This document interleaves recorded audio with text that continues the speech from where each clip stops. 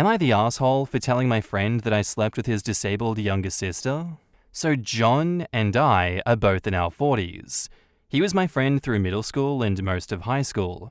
We hung out together, played the same sports, did church summer camp, etc. Basically, we grew up together. I also knew and spent time with his sister, Mary. Mary has cerebral palsy and uses an electric wheelchair. After graduating, John went to university while I stayed back home to work at my father's business and go to community college part-time. Mary also went to community college, and we ended up hanging out a lot. John and his family liked the idea of me being like a big brother to Mary. Mary and I grew closer, and we began having sex. We weren't exactly dating, but it was a lot of fun for the both of us.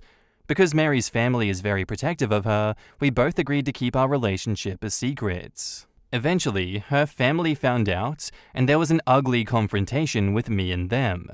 They accused me of taking advantage of Mary because of my familiarity with her and because she was disabled. Mary insisted she wanted the relationship, but they dismissed her views like they always did. John was especially angry at me, even trying to start a fist fight. My father got involved and things eventually settled down, but my friendship with John and his family was over. I ended up leaving the area after I got my associate's degree and moved out of state to live with my mother. So 2 decades have passed. I have stayed in contact with Mary, but only exchange basic pleasantries with John and his family. They are still connected with my father, so it's just a courtesy relationship. 2 weeks ago, Mary came to my city and we met for lunch. It was a company event with her co-workers and vendors, but I still enjoyed seeing her again after so many years. We continued the evening at her hotel, and I ended up spending the night with her. This Saturday morning, I woke up to find a message from John. We've barely communicated for the last 20 years, so I was startled to see his name. Apparently he'd gotten around to looking at pictures that Mary had posted from the lunch and saw me sitting next to his sister. It was like we had teleported back in time to 20 years ago. The same accusations and angry insults got flung at me. He dredged up shit that I had forgotten about years ago. He ended his message warning me not to spend time with Mary. I was outraged by his message. We are 2 grown men, not high school kids. How can he say those things about me and his sister? In my anger, I messaged him back that not only did I spend time with Mary, but that we slept together again, and that he should get over himself. It felt good to retaliate like that, but I immediately had doubts. When I talked with Mary, she wasn't upset, but she made it clear that she would have preferred that I just ignored her brother like she does. We're still keeping our plans to see each other again, but I realize that Mary is disappointed by my childish behavior. Am I the asshole for my reply to John? In the comments, Desperate to Not Dream says, Mary is able-minded enough to attend an out-of-town work conference on her own, but they think she's not capable or deserving of having romantic relationships? One would think that they would have been happy about the relationship, a young man they already liked and knew well. Yeah, this is what's so weird. She's not intellectually disabled. He is still invested in her 20 years later, and the account sounds like a nice day spent together by 2 cogent and consenting adults who enjoy each other's company. Her family is infantilizing her and denying her romantic happiness. So bizarre, they blame someone else. I'm wondering if they also think that no one could actually love her due to her cerebral palsy.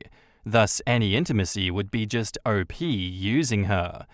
Poor naive Mary, nobody could possibly want to be with her. She can't see that, which makes OP a predator. A combo of infantilization and ableism. I'm so glad that Mary knows how to ignore her family and live her life. I'm paralyzed from the waist down and physically deformed. Many people assume that women could never find me attractive, but I got game and a cute smile. I get plenty of female attention. Your comment above is the nail meeting the hammer in perfect harmony. Yeah, honestly, I'm gonna go not the asshole for this one, OP. I don't think you're particularly an asshole for the response that you gave him. I'm sure it felt good in the moment and he did deserve to hear some shit talking thrown back at him like that. But I don't think it really helps your case all that much, and it doesn't help Mary in the long run, because at the end of the day, you're not the one having to come home and deal with assholes like that attacking you like Mary will have to deal with. I'm sure she wanted to keep this a secret still, just so that she didn't have to deal with her family being ableist dickhead towards her. But at the same time, it's a choice of, do we retaliate and tell them that their behavior is unacceptable and that they need to grow the hell up? Or do we just keep it secret and not have to deal with rocking the boat? Either way, John is a complete dickhead for infantilizing his sister like that, and I think he needs to just piss off, really. That's really as far as I can go with it, I guess. And now, onto the update. So after reading the comments, I am not the asshole for my relationship with Mary, but my response to John was unacceptable. That's fair. I've apologized to Mary and she's accepted my apology. That doesn't change the fact that I screwed up. For sharing intimate details without first asking Mary, I am the asshole, and I will never do that again. As for the fallout of my asshole moments, John sent another nasty message that got even more personal, including telling me some things about our past and my father that were very hurtful. Following the advice of the comments, I replied calmly and then blocked him. As I mentioned in my post, I will be seeing Mary again. I'm spending this spring/summer back home with my father. After his wife passed last year, he decided to wind down his business and sell our house. I will be going back there for about 3 months to help him with the business, fix a few things at the house, help him pack, and just hang out together. It's several decades of memories to be put away or donated, so we're taking our time. We'll barbecue and go to baseball games like we did when I was a kid. Mary and I are looking forward to seeing each other again this summer. Our weekend together was memorable, despite my latest stupidity. There is a fair chance that John will come and try to stir shit up, but I'm not stressing over it, because Mary means a lot to me. It'll be good to have 3 months to enjoy each other's company before I have to leave again, this time for good. I'm sure that Mary and I will stay in touch, and maybe even see each other again in the future. Thanks for the comments and messages. I read them all, and Mary did too. So that's the update. Cheers.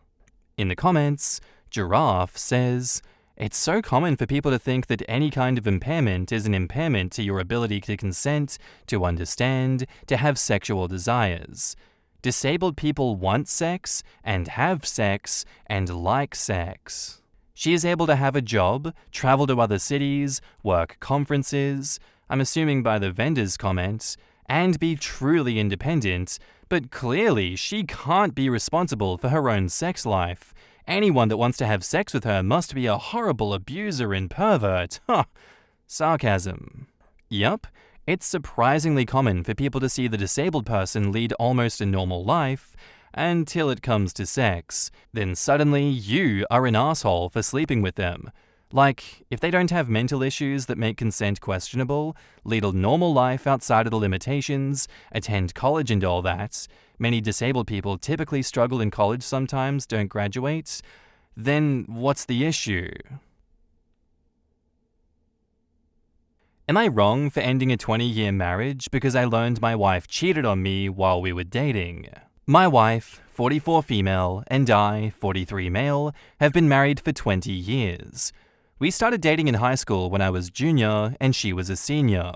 We were long distance for our first 2 years of college, while I was in high school, and we did 1 year at community college, and then went to college in the same city for a year, and have lived together since. We got married this summer after I graduated college. Our marriage has been pretty great so far, but I initiated a divorce after I discovered that she was sleeping with multiple other men for the 2 years we were long distance. Just after Christmas, we got together with a few friends of hers from college to catch up, have dinner, and hang out.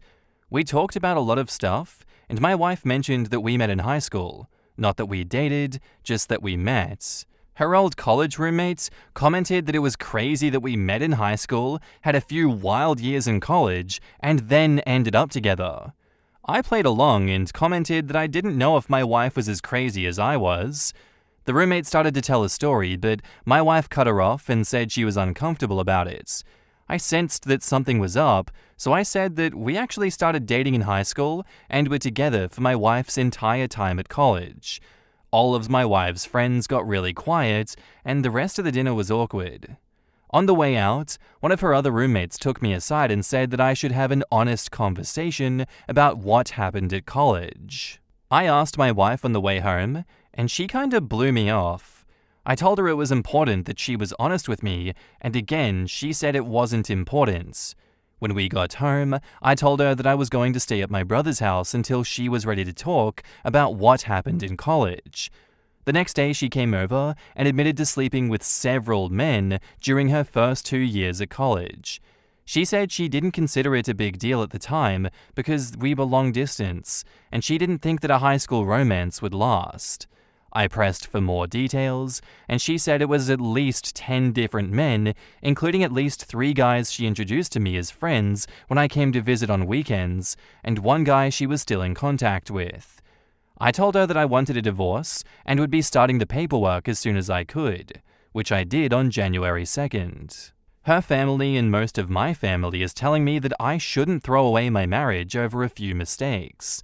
I've stood by my belief that cheating on me with multiple men for years is unacceptable, no matter when it happened, and the fact that she continued to maintain relationships with these guys right in front of me was an unacceptable amount of disrespect. We have 2 children, but they are 17 and 19, and I believe they will understand why I need to end our marriage. Am I wrong for leaving? I feel like I'm going crazy with the amount of people telling me to overlook years of infidelity and decades of lies. In the comments, on if the wife was willing to work to repair the marriage, OP says, "It would change a lot if I felt that she wanted to fix this. Throughout our conversation about it, she repeatedly dismissed my feelings and told me that I was overreacting to, quote, totally normal behavior. She didn't show any regret or consideration for how it hurt me until she realized I was serious about divorce. Then she got defensive and angry. She didn't offer to fix things in any way until I started the paperwork and notified her that I had a lawyer. I think we can navigate being parents. Our kids are older, and I've been putting away money for college/post-high school for a long time, so a lot of the custody and monetary issues that come up shouldn't be a big problem. We also both are financially stable and make good money." On the timing of everything, OP says, "I've hired a lawyer. He drafted an intent to separate and sent her a copy certified email. As far as I know, that's not any legal divorce paper within the state, but rather a part of the process to ensure that she has an opportunity to hire her own lawyer if she wants to contest it. Actually going through the divorce will likely take months. I'm not really moved out. I've been crashing at my brother's place while I make arrangements for a more permanent living scenario." As far as timing goes, the dinner happened on the 26th. I went to my brother's house that night to cool off and give her a chance to think about things. We talked several times over the course of 4 to 5 days, and she made it clear that she didn't believe that she did anything wrong. If there was any kind of remorse, regret, or basic consideration of my feelings on her part, I probably would have waited. However, she didn't. So I found a divorce lawyer, and he had boilerplate intent to separate agreements that we filled out and sent over the same day. Even now, we are obviously not legally divorced, and I don't even know if there is a legal concept of separation in my state, but I've made it clear that this is happening and started the process. OK Educator says, "She cheated and lied to you then, maintained contact with at least one of her fuck buddies, and introduced you to many of the guys that were banging her. That is not only dishonest, but cruel. I think you are 100% in the right. Who knows what else she's done? You have no way of knowing." Yeah, that's the part that stuck with me as well. My marriage ended primarily due to my ex cheating on me. The part that hurt the most was that it was with her coworker, someone she had made quick friends with, and someone who was trying to be friends with me too. We had him and his wife over to hang out, and just him over on multiple occasions. Cheating sucks either way, but to be so brazen about it by waving your affair partner in front of your partner's face is something else. Certainly made me feel like a tool. I wish you the best, OP. Don't let anyone tell you that it's not so bad because it was a long time ago. She chose to keep it a secret and would have continued doing so. So I guess she didn't feel that guilty about it. That's not someone that you can trust. If she slept around in college and told you about it and you reconciled, there's no issue there. But she kept it from you. She kept in contact with one. She introduced you to her flings as friends at the time. That's completely messed up. You were right to divorce her. She lied to you for 20 years. She does not respect you now or then. And let's not forget that her friends didn't even know she was dating someone at the time, which means she lied to them about when her relationship with OP actually started. The way her friends reacted, says it all. Her husband didn't know about the guys she slept with, and her friends didn't know that she was dating her husband. That is a lot of lying and keeping people from meeting and telling stories.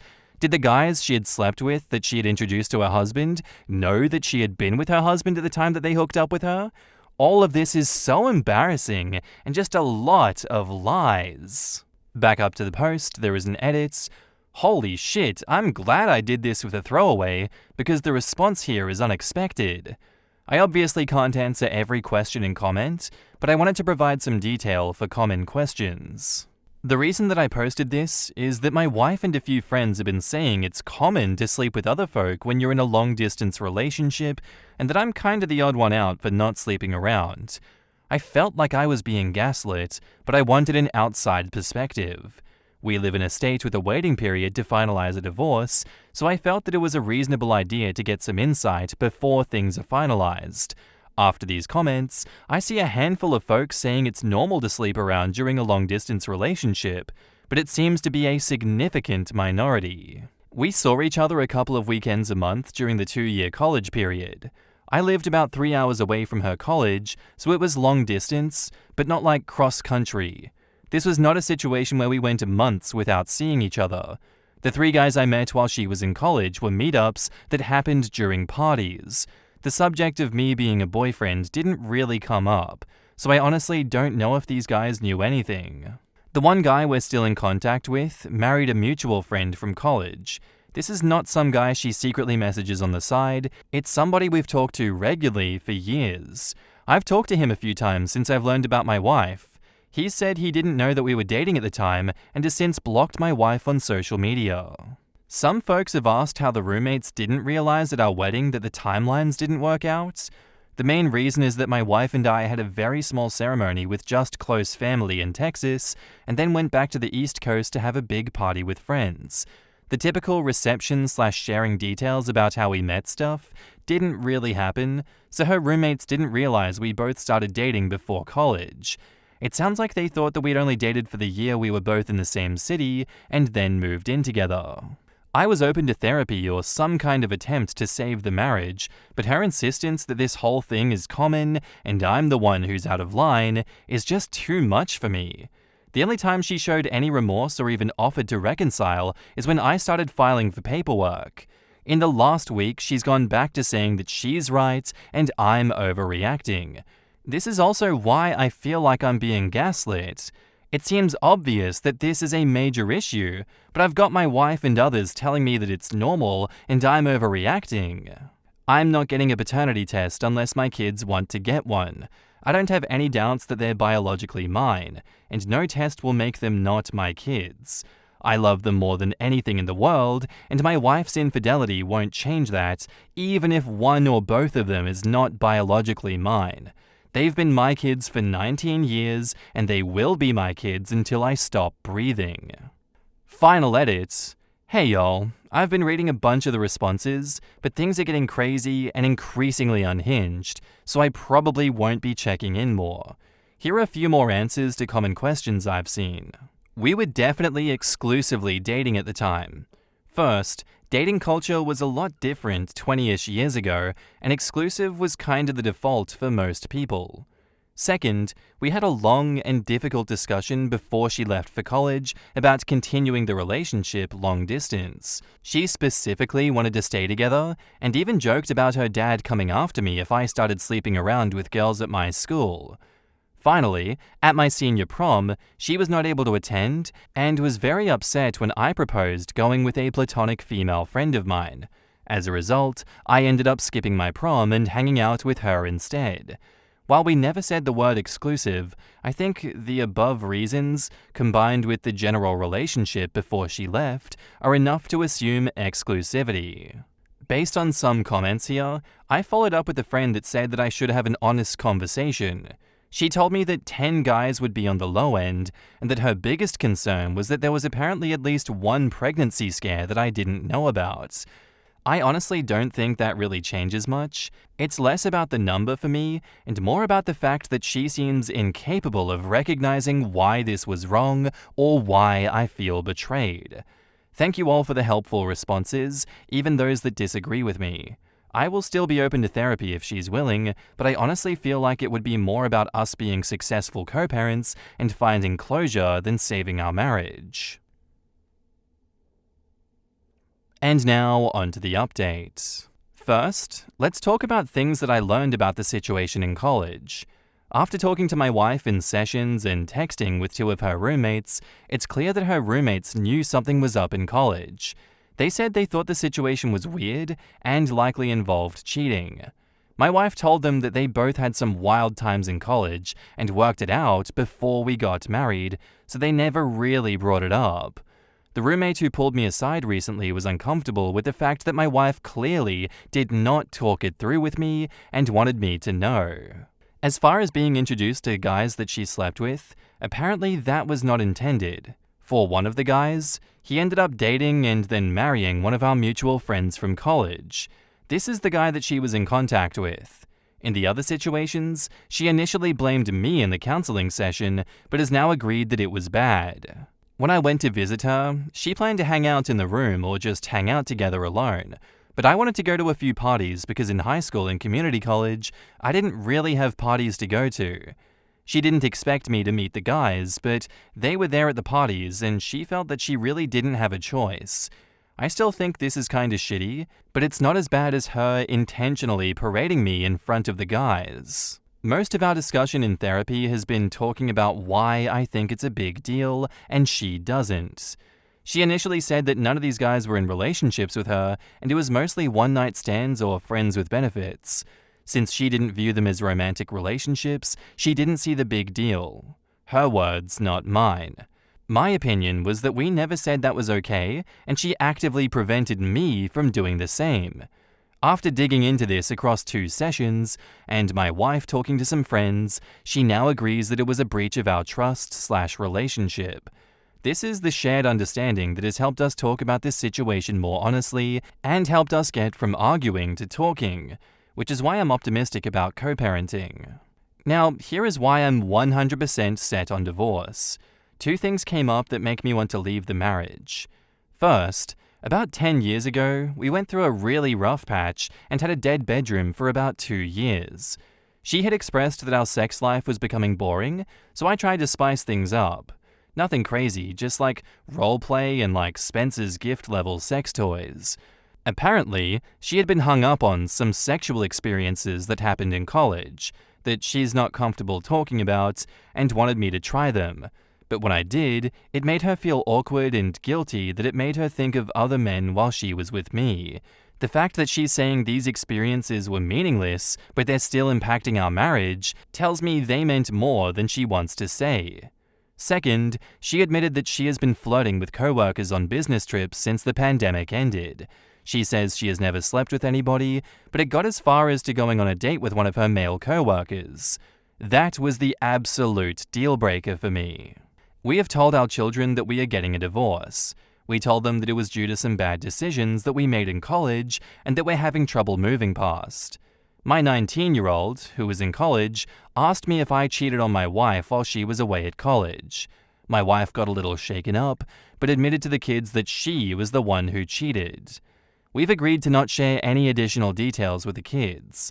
I reinforced that both of us will be there for the kids, and that we are in therapy to help make sure that we handle this in the best way for the family. I also told the kids that if they wanted to talk to either of us or a therapist about it, that I would fully support it. We've started talking to a mediator about how to proceed with the divorce, and unless things change, we should be able to have an amicable divorce. We are both financially stable on our own, we have no major debts, and our kids are older, so custody isn't a major issue. This has been a shitty couple of months for me, but I'm doing okay now, and I honestly am grateful that my last post blew up because it both validated some of my feelings, but also motivated me to go to counseling with my wife. In the comments, Historical Pie 5052 says, "Sorry OP, but this is for the best. She's been keeping you in the dark for over 20 years. She says she has never slept with anybody, but it got as far as going on a date with one of her male co-workers. If you believe this, then I got a bridge on Mars to sell you. Dead bedrooms for young couples usually means that someone is getting somewhere else." OP says, "I don't really believe it, but I also don't think that it's worth to dig into it more. I'm going to get an STD panel done to make sure I'm safe, and I really don't need to know anymore. If it was just a date, we're getting divorced. If it was more, we're still getting a divorce, so pushing the issue won't do anything but make it harder for us to co-parent. I'm also reasonably sure that she was cheating during our dead bedroom situation. We were having sex like once every 2 to 3 months, and we usually have sex 2 to 3 times a week. Again, I have enough to know it's time to move on, and me digging more into it will only make the divorce harder." Has she even apologized for everything that she put you through, especially the part where she went on a date with some asshole? OP says, "Before our counseling and at the first appointment, she was not apologetic. In the second appointment, the focus was for me to explain the effects it had on me. She had expressed remorse and apologized repeatedly since that session. It's too little too late, but she's not some kind of emotionless monster." I'm super curious to know what kind of sexual things she was hung up on from her past, but that she felt uncomfortable doing with you. That alone seems very red flaggy.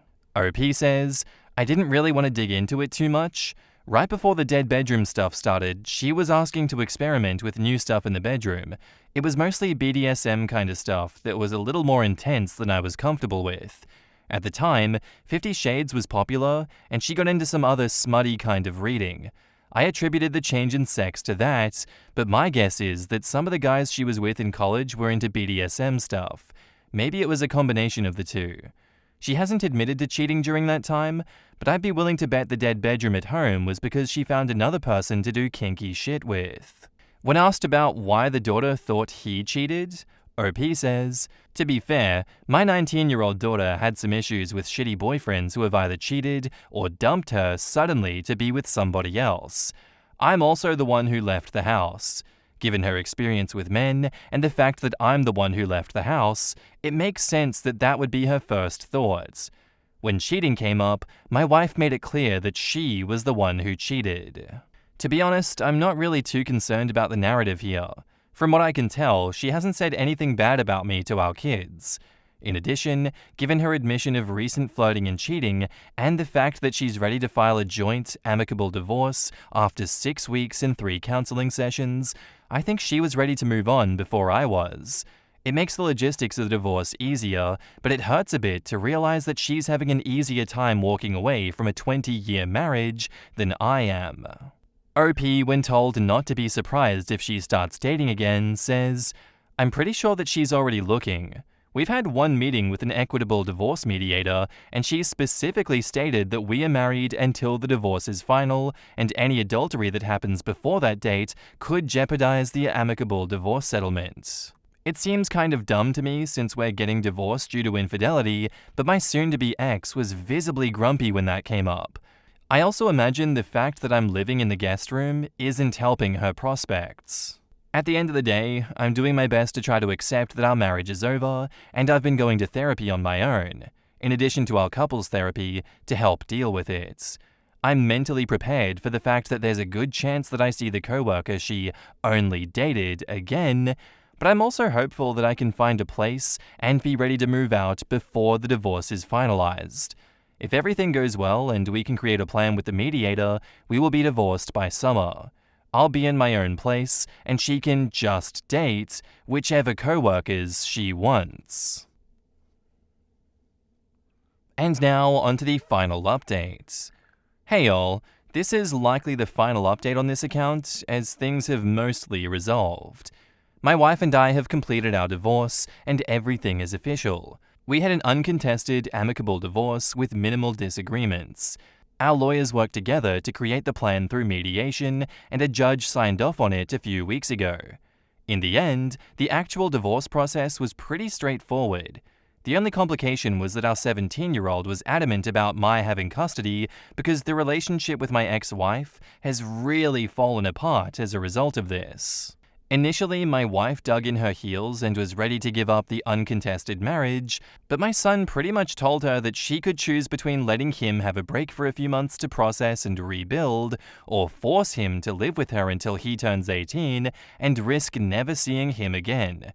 I felt this was a bit harsh, but my wife backed down and we moved forward with my having primary physical custody until my son's birthday later this year. For my part, I have encouraged my son to be open to fixing things, as the actions my ex took before he was born didn't change the 17 years that she cared for and loved him. Fortunately, as the divorce moved forward, he's been spending more time with my ex, and I'm optimistic they will work through this. In the end, we pretty much split our retirement and investments 50-50. For our house, my wife really liked the house and I didn't. So she kept the house and most of the furnishings and took out a mortgage to pay me back half of the equity and half of the estimated replacement value of the furniture. Pretty much all of our other stuff was either easy to split, my car and her car, my music gear and her hobbies, clothing, personal effects, etc., or we just agreed to sell it and split the resulting profit. Things were a bit easier for us because we had already documented most of our valuable items and electronics for an insurance rider that we added to our home insurance a few years ago. Things have been going well for me personally. Both of the kids spent most of their time at my place and we're still very close, which was my biggest fear in the divorce. I have a new house that I really love, and I gave in to the midlife crisis urge and traded in my outdated minivan for a Lexus LC550. I even had a woman at work, not a close co-worker, invite me out to a coffee date. While I was upfront with her that I'm not ready to date just yet, she said she would be happy to take a rain check and would be happy to go out with me when I'm ready. I'm honestly thrilled because she's really smart, has a great sense of humor, and our positions at work are far enough apart that we don't really work directly with each other at all. My ex and I are continuing to go through couples counseling together. We have transitioned into having closure on our marriage and making sure we maintain our relationship enough to be effective co-parents. While these sessions have been great to help me process things and keep things as healthy and positive as possible given the circumstances, it has also reinforced that divorce was the right option. It's clear from some answers in the sessions that my wife immediately started dating again once the divorce process started. So whatever love was there was clearly on the way out already. I'm pretty sure the coworker she was just friends with dropped her off at our recent session. The fact that it doesn't even really make me mad is a good sign that I was also probably done with the marriage. In the end, it will take a long time for me to heal from the betrayal. But I feel like I'm making good progress, and I can honestly say that the divorce was unquestionably the right decision. I've probably cried more in the last 4 months than I have in the last 20 years. But for the last month or so, I felt genuinely good about myself for the first time in a long time. I'm enjoying having my own life, being busy getting my 17-year-old ready for college in the fall, and looking forward to a coffee date with a smart, funny woman in a month or two. In the comments, Unique Assumption 619 says, "Hang in there, man. I've been following your story, first-time commenter, but you've totally done the right thing by yourself and your son. Give yourself grace as you continue to process, but as you said, you 100% did the right thing. And hey, good for you for having what sounds like a lovely woman waiting for you. If anything, that proves that you're not only a good person, but others recognize that you'd be a catch of a partner. Keep living life. You'll have loads of ups and downs, but you're clearly smart, capable, and strong. You and your son will come out all right. Time is a great healer." These posts keep portraying this as a cheating took place in college, but they've really glossed over the fact that she cheated on him within the past 4 years by going out on a date with another man. When they were in the dead bedroom situation, she went as far as flirting with colleagues and an actual date with one. She has physically cheated on this man in the last 4 years. He deserves better. I hope that OP can move on from this and live his best life. On one hand, I'm impressed with OP's mature attitude and ability to let things go and focus on himself and his own happiness. On the other, I think when you get this level of screwed over, being mad and petty can be justified.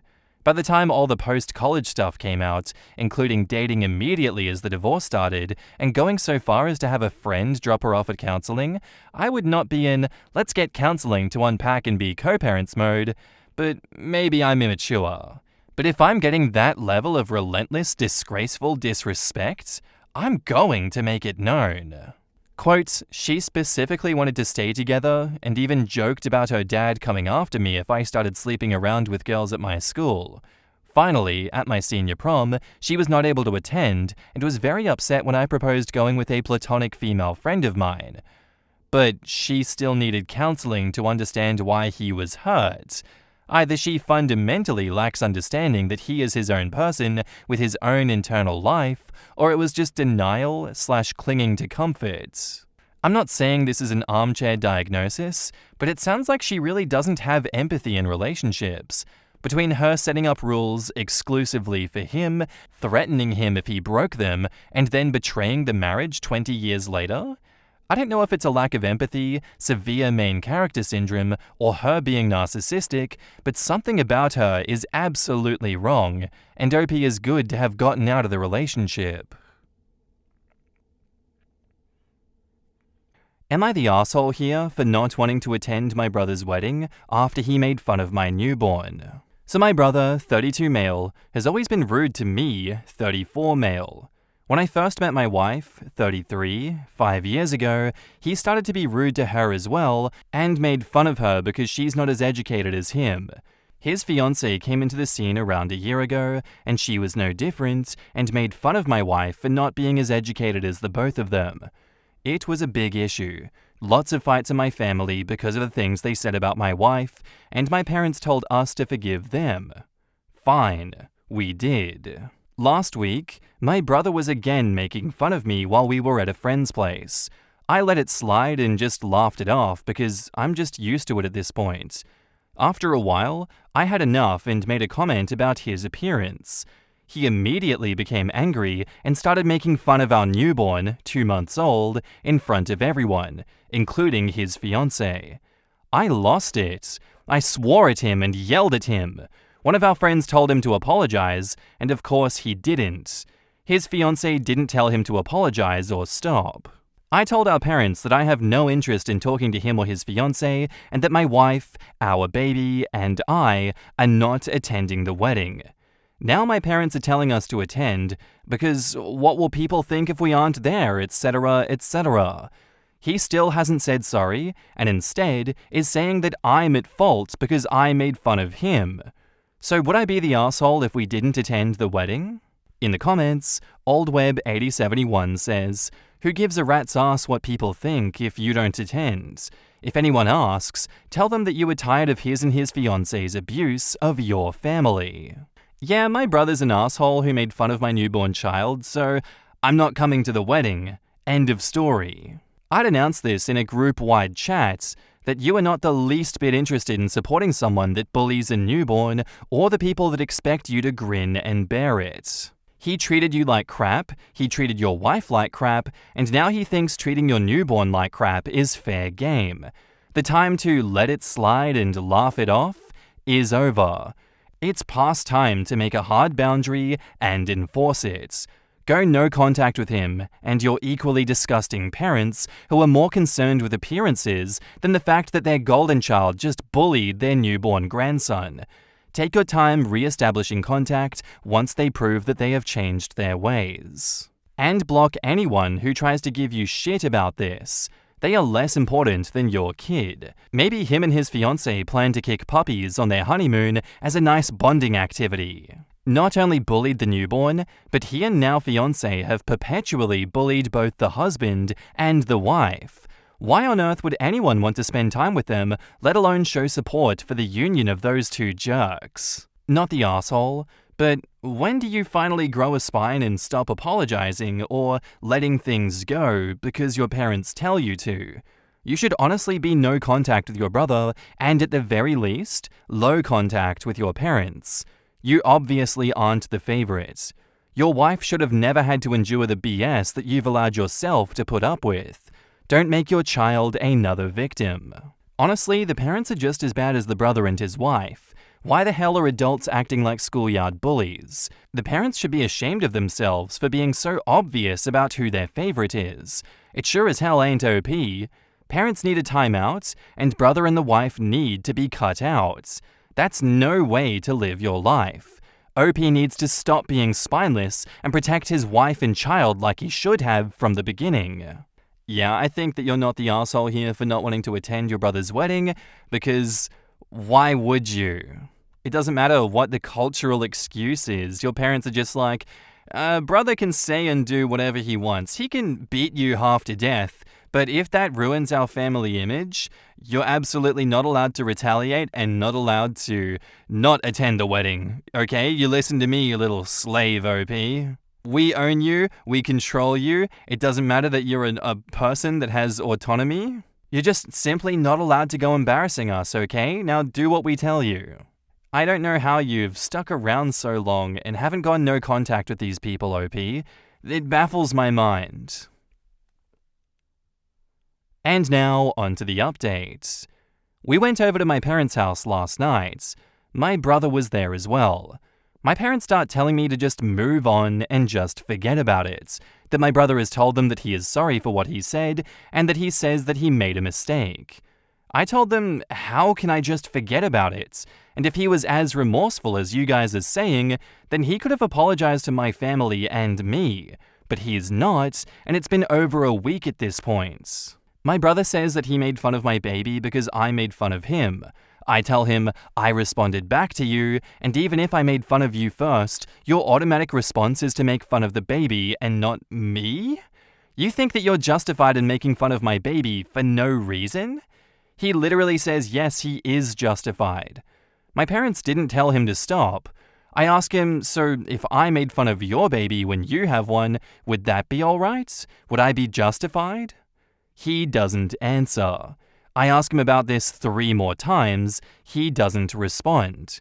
That let me know that, no, if the roles were reversed, I wouldn't be justified. Then my brother says that he will apologize to me if I apologize to him first. My parents tell me to apologize to him. I told them, why would I ever apologize for making fun of him with a comment about him when he was making fun of me for hours? Until I snapped and responded back, and his automatic response was not to make fun of me back, but to insult my newborn.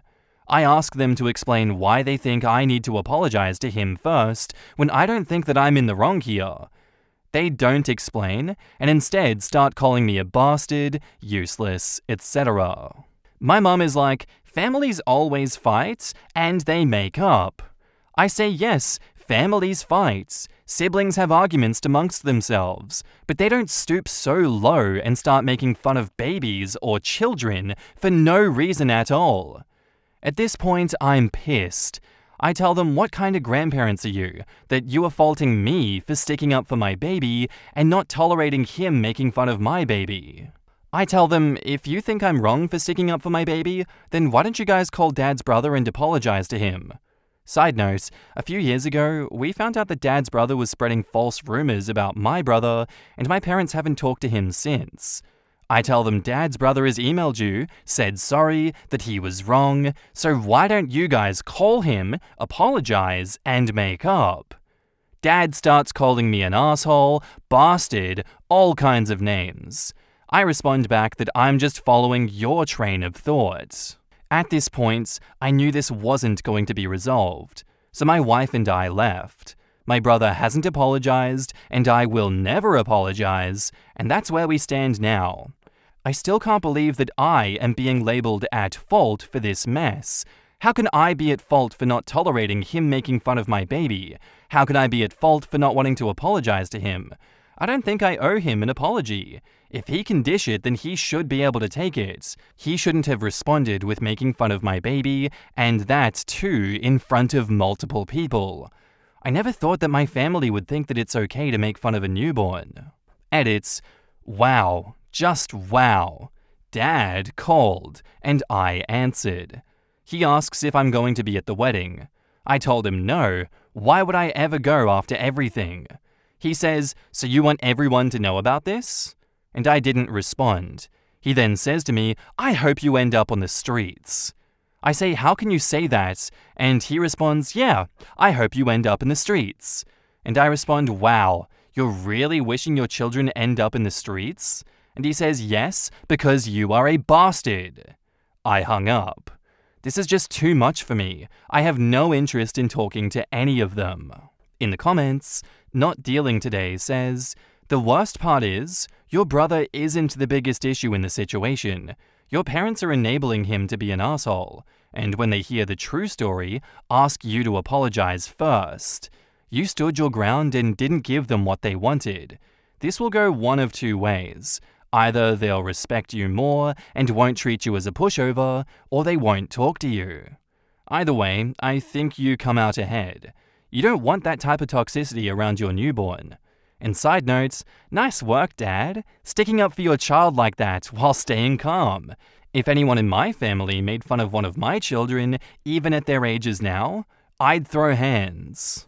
I'm surprised that OP turned out decent in spite of his shit family. Seems like the brother followed in the parents' footsteps of being a huge see you in the Northern Territory. Probably because they focused it all on OP's brother and neglected OP if this interaction is anything to go by. Yeah, this reads like golden child throws tantrum. Mama's boy had his feelings hurt. OP better apologize. For one, normal people don't feel the need to be better than someone else. He clearly didn't learn anything in college if this is what he thinks and this is how he acts. Do yourself a favor and go no contact already, because this shit is inevitable at this point. They are going to give empty promises and always team up against you. OP has been living the life of a doormat for so long, he forgot what it was like to not constantly have boots on his neck. I'm glad he finally realized that he's a human being and afforded the basic respect and decency afforded to one.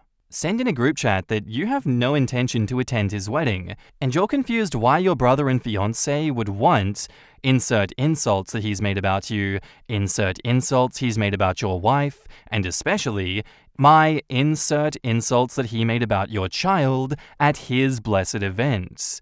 We've made alternative plans that we don't intend to change, so the subject can be dropped if anyone on this chat wants to continue to be involved with insert insults about baby, quote-unquote child, again, and mean it. Excessive use of the word bastard makes me think that OP is on the bad end of a dark family secret that explains the different treatment between him and his brother. That really jumped out at me. The whole point of bastard as an insult is that one's mother was promiscuous and/or unfaithful. It's an insult to the father as much as the son, so why is Dad using that slur? Very interesting one to read between those lines there. I would love to know the lore and the backstory of that family and what's going on. Why are they attacking OP so much? And if that is the case, why is OP not putting two and two together in this situation and kind of pointing that out to them and being like, what's going on? Why do you keep using that specific word? Is there something that you're not telling me? Either way, it doesn't seem as though this situation has resolved all that well, and I wish you all the best going forward in the future, OP. If you want to keep talking to these basket of asshole shit people, you're more than welcome to, but I personally would run. I'd cut my losses and get away from them. Our next post is by user Hel Krasinski, titled, "My childhood bully has become my co-worker and she's bullying me again." When I, 18 female, was in the 5th grade, age 10 to 11 for any non-Americans, there were these new twins who moved from the other side of the country to join my class. For some reason, these two kids did everything they could to make my life miserable. I think it's because I was socially unaware and a bit odd as a child, but I'm not sure. The boy twin was this very big kid who would regularly beat me up, and the girl twin would humiliate and spread rumors about me. Of course, the teachers never did anything about it, though. Luckily, these two went to different middle and high schools, so I wasn't bullied and I had a pleasant time in school after that. Most kids were not happy about going to middle school, but I was excited for them to stop torturing me. However, last month, I got a job at a new grocery store in my neighborhood. But last week, the girl who bullied me got a job at the same store. At first I thought, it's been 7 years. She probably changed. But just now, a few co-workers asked me, "Did you really have sex with the manager so that you could get hired here?" And I shouted at them, "No," and asked them where they heard that, and they said that the new girl told us. I don't want to go through this again. I'm genuinely considering switching jobs to get away from her. I feel so lost and helpless. In the comments, Throwaway 070879 says, HR is your friend in these situations. She's making it a hostile work environment. Get a notepad and write down every incident with a date and time and what the incident was. Keep a record of it. If you work at a small store with no HR, then go to management, but skip management if you have an HR and go to HR first. I'm almost positive that your manager doesn't want the reputation of being a sleaze and making 18-year-olds sleep with him to get hired, if he's a decent person at least. OP replies, the store doesn't have an HR, but I'll talk to my manager when I see him. Good. Remember, this isn't like school. The school has a responsibility to all students, even asshole students, and the school can't fire a middle schooler from school. Her employer, though, that's a lot different. P.S. If you're worried that they'll fire you for being a pain, don't be. You'd qualify for unemployment in pretty much any state, and any decent employment lawyer would take your case in a heartbeat. Ideally, you don't want it to go this far, though. Make sure to summarize your concerns in an email formally after, and make sure to make copies of the boss responses. Also, do not feel like you were wrong or crazy. Lastly, this is not your career or endgame. Treat it like the bill-paying good enough for now job that it is. Federal law prohibits workplace harassment. Your employer is legally obligated to investigate this. Edit to add, if your workplace doesn't have posters displayed in a prominent area, i.e., break room, etc., detailing your rights as a worker and how to address violations, your employer is already in violation of federal law and needs to be reported. Yeah, just talk to your manager and tell him what she's doing. He probably won't appreciate that rumor being spread as it involves him. She's also creating a hostile work environment. You may want to divulge that she was a school bully, so this establishes that she has a pattern. If she moves on from bullying you, it is likely that she'll bully someone else due to said previous behavior. I hate bullies. I'm sorry that you went through that. I did too. I have many issues because of it. And now, onto the update, titled, I stood up to my childhood bully as an adult. So the last few days have been pretty chaotic. First of all, I found out the new girl at my workplace, who was my childhood bully, was spreading another rumor, claiming that my boobs were fake. I took the advice of most of the people in the comments of my post and sent an email to my manager telling him about how she made up a rumor claiming that I slept with him to get hired. He responded saying that this is a very serious issue and that he wants me to come into work tomorrow to get my side of the story, because my bully had a shift then. The manager came in looking absolutely furious. My manager spoke with her, me, and a few of my other co-workers to see what was going on. After my manager spoke with my bully, I saw her leaving. She came up to me and said, "Screw you, you tattletale sla-la-la-la-la," and left. I asked my manager what happened with her at the end of my shift, and he said, I spoke with her about the bullshit that she was spewing. She tried acting innocent, but everyone I asked said that she was the one who made that shit up. She's fired, we don't have to worry about her anymore. I was kinda hoping that she would throw a temper tantrum, but that didn't happen. I finally stood up to her, thanks to the advice and words of support from Reddit. I'm pretty sure my past self, the little girl who had her backpack stuffed in a shit-filled toilet on her 11th birthday, would be so proud of me. In the comments, Little Yesterday 548 says, some people really never move past high school. And OP replies, even worse, in her case, she bullied me when we were in the 5th grade. Sad that some people are like that. Oh well, not your problem anymore. I cannot imagine calling another fully grown adult a tattletale and not feeling like a joke. My thoughts exactly. I would have laughed her ass out of the office after using such a juvenile term.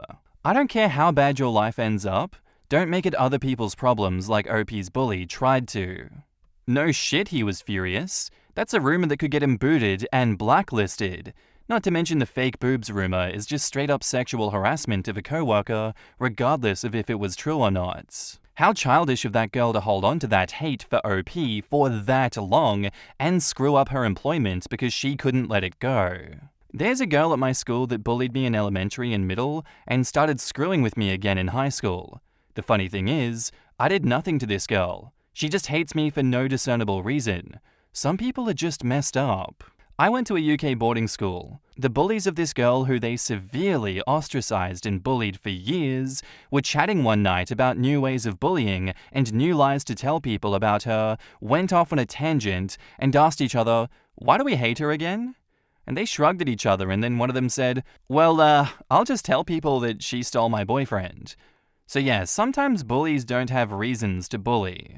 Quotes, "Just now a few coworkers asked me, 'Did you really have sex with the manager so that you could get hired here?' I know it's not the point, but I can't just imagine outright asking a coworker whether or not they screwed someone for a job." Just remember, the people involved are around 18 years old.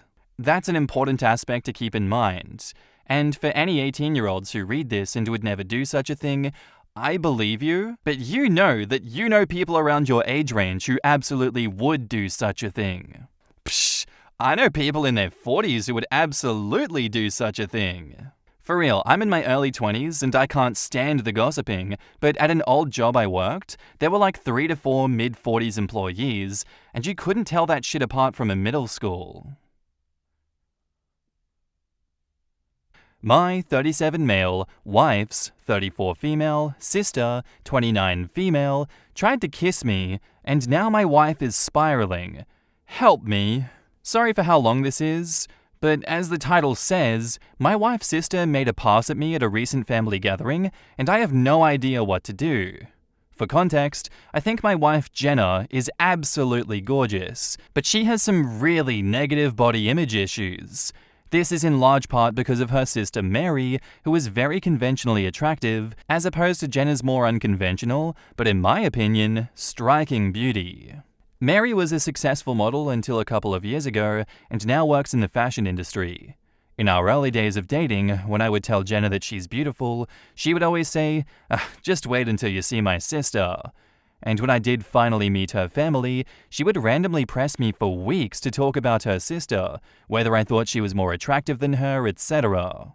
I always told her the truth, that I think Mary is attractive in a boring way, and that I think that my wife is much more beautiful and interesting to look at.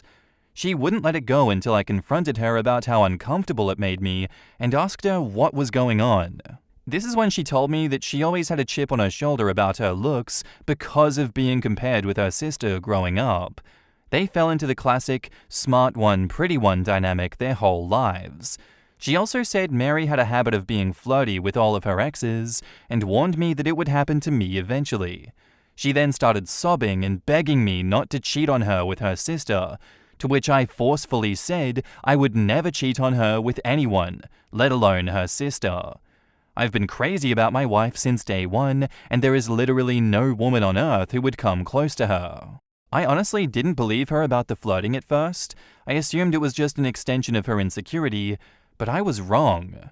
Whenever we would get together with my wife's family, Mary always finds ways to touch me and make little innuendos and comments about me or my body. It's super uncomfortable for everyone, especially my wife, and I've called her out on it before. She'll cool it down for a little bit, but then eventually start doing it again. It's been 6 years of this, and every time it happens, my wife is upset for days, and I have to do a lot of reassuring. On to the current problem. A few days ago, we were at my mother-in-law's birthday party, and Mary asked me to grab her some things from the garage. As soon as we walked into the garage, she turned and pressed me up against the door with her whole body and started trying to kiss me. I immediately pushed her off and asked her what the hell she was doing.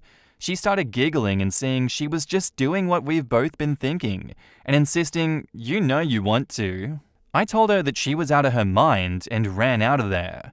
I went straight to my wife and told her that we were leaving. The whole ride home, she was asking me what was wrong. I wasn't sure whether to tell her because I knew how much it was going to hurt her, but I also thought Mary would probably try to spin it as me making a move on her, so I knew I had to just say it. I told her everything, and she cried the whole way home. For the last several days, Mary's been calling and texting my wife, doing exactly what I thought she would do, even telling my wife that I said she, Mary, was the hottest girl I've ever seen, which I had to assure my wife a million times that I did not and would never say, even though she believes my account of the situation. She's been a complete train wreck the last several days. She's hardly eating, she pulls away from my touch when I try to hug her or just hold her hand, she says she feels hideous and disgusting, and I don't know what to do. This is the lowest I have ever seen her, and it hurts to see how much she's hurting. I have no idea what to do to help her heal from this Reddit. What should I do? In the comments, Honest Illusions says, all the family gatherings that include Mary must now be non-attendable. Your wife knows what an absolutely awful woman her sister is, and hopefully the rest of the family does too. To be honest, your wife's sister is evil. You've reassured your wife of your love and your faithfulness. Your wife is incredibly insecure about herself, so obviously a professional may be in order for her and for yourself to talk to. You love your wife, so stand by her and be there to support her. OP replies, my in-laws definitely enable her behavior. She's the golden child. They brag about her constantly, even though my wife is literally a neuroscientist. Their mum was a pageant queen and she was their dad's much younger trophy wife. Honestly, we may have to go no contact with all of them. Your marriage and your wife's happiness is at stake here. This calls for drastic measures. I agree that you cannot be around your sister. The sister is poison. She is actively seeking to ruin your marriage. I think you also need couples counseling to talk about this in a neutral setting and also some individual therapy for your wife. I am so sorry this all happened. You and your wife sound like wonderful people, and I'm rooting for you. Sister needs validation that she is better than OP's wife. I presume she's single, and even though she's attractive, she doesn't understand why her less attractive sister has the kind of man that she thinks she deserves more. So both of the sisters have low self-esteem because they've placed too much value on their looks. Sister didn't work on her substance or dates the wrong kind of men, and wife worked so hard to be someone impressive in a career that she became a neuroscientist. OP, your wife has the brains and the beauty. Her sister only has one of those and is so very jealous of your wife that she's always gone after her men to make herself feel like she has greater value. I hope your wife can learn to love herself as much as you do. Straight up tell your wife that your sister-in-law is a rotten, festering, soulless cretin on the inside, so it matters not her physical features. Also, your wife needs to go no contact with her dumb, female dog sister. Probably years ago. She needs to block her number and go to therapy because her sister has been abusing her for years. This instance was merely the final chip on an already very, very cracked vase. It is shattered and you do not have the glue that she needs. A professional will. If you haven't, then explain the situation in detail. Leave nothing out. Ask her why you would have immediately left if you were actually interested in her sister. Remind her that this is her sister's MO, so she cannot be trusted. Her sister has some freaky jealousy of your wife. Maybe her intelligence or very striking beauty. No loving, caring sister repeatedly chases their sister's exes. She is so gross. Someone should tell her that she is so gross because she needs to know how nasty she's acting. But for real, get your wife to a therapist because Mary has screwed her up with her, Mary's, shitty behavior. So gross. So gross.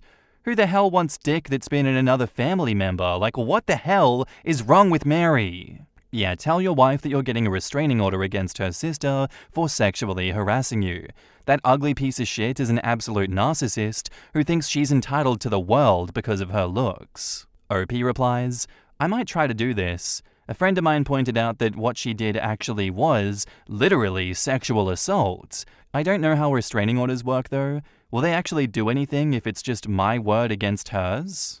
Look, a genuine attempt to file it might help your wife regardless of if it goes through or not. Insist on blocking and going no contact with her sister, and maybe publicly calling her out for sexual assault will get her to back off. But don't do that last one without your wife's express permission. Yeah, this does kind of seem like the situation where you have to go full on scorched earth, and I'm surprised more hasn't been done beforehand to curtail anything like this happening. I understand that it's fully possible and it's probably more likely than not, but how has it led to the point that OP has got sexually assaulted by Mary and they aren't prepared for this? They don't have a plan for what to do, and it doesn't seem there was much prevention of this beforehand. More just, we'll burn that bridge when we get there, don't worry about it, don't think about it. It's just like if it were me and my partner was so strung up about such a big issue that affects them obviously, I'd want to go to therapy with them and work on solutions for how to combat it and how to avoid any blow-ups like this in the future, because is it not obvious that something like this is going to happen? I'm just trying to get my head around that part. And now, onto the update. So I got a few requests for updates, so here it is. I first want to thank everyone so much for your advice. It was extremely helpful and gave me a lot to think about. I'm especially thankful for the folks that asked me how I was doing. I realized that I have literally never had a chance to check in with myself after these things happen, and I've actually been holding on to a lot of frustration and resentment about it all. I've been harassed for years, and it's either been brushed off or been eclipsed by the impact it has on my wife. I don't blame her for it, but this has been a good lesson in me not burying my feelings for the sake of others, even for her. I also want to clarify a couple of things that came up. Several people asked about how my wife's family feels about all this, and I explained in a comment that her parents are toxic and treat Mary as the golden child, even though my wife is a frickin' neuroscientist, amazingly talented musician, speaks 3 languages fluently, and another 2 conversationally. My wife and her family are seriously the only people who don't seem to understand just how exceptional she is. I remember meeting one of my wife's family friends and talking to them about her research, and they said, oh wow, her parents just told us that she works at a university. Whereas my parents literally introduce her as the family genius to everyone. It makes me so effing angry to think about how her asshole family has stolen her shine her whole life. She's literally a Renaissance woman, but all they care about is looks and money. Some folks asked me why I would ever put myself in a situation alone with Mary, given everything that she has done. I have no good answers for that, other than I never thought she would actually try to do anything. That possibility just didn't exist in my head. I realize now that I should have seen that this would happen eventually, and that I should have been less concerned with keeping the peace, and more concerned with shutting Mary's shit down before it escalated to this point. But hindsight is 20/20. Anyway, onto the updates. The night I posted, I told my wife that if she wanted to try to repair her relationship with her sister, then I would respect that, but that I don't feel comfortable being around her for the foreseeable future. I said Mary has obviously been deeply jealous of my wife her whole life because she is a hollow and ugly person whose entire value has an expiration date, while my wife actually has substance. I said that I think her whole family is toxic and has done nothing but put her down her whole life, but that only she can decide whether she still wants them in her life. I also told my wife that while I don't blame her for her emotional reaction, her insecurity is something that she needs to work on for our relationship to be healthy. What Mary did was sexual assault, and she's been sexually harassing me for years. But I have consistently put aside my own feelings about this problem because of how it affects her, and that has prevented me from getting the support that I need too. I told her that her reaction only serves to punish herself and me for her sister's behavior, and there's no reason to give her that kind of power. I also told her something that a commenter said that really resonated with me. The only people who have ever considered her second best are her and her family. Everyone else sees her for who she really is. She was crying the whole time and agreed that she needed to go to therapy to work on her insecurity. We were able to find a therapist who specializes in body image and self-esteem issues to work with her individually, and we're looking for a couples therapist too. My wife sent a message to her parents and sister that explained exactly what happened and told them she would reach out to them if she ever felt ready to repair their relationship. We blocked all of them everywhere, but Mary has of course been spamming my family and our friends with nonsense, claiming that I attacked her, I'm a drug addict, I abuse my wife, all kinds of bullshit that thankfully nobody believes. My wife was still down in the dumps, but I can see that things are getting a little better. She's eating and sleeping more, and she's cuddling with me in the mornings again, which is nice. Now I'm planning a surprise getaway for us this weekend. We're going to go to one of our favorite places, and I'm going to wine and dine her and try to make her feel like the goddamn queen she is.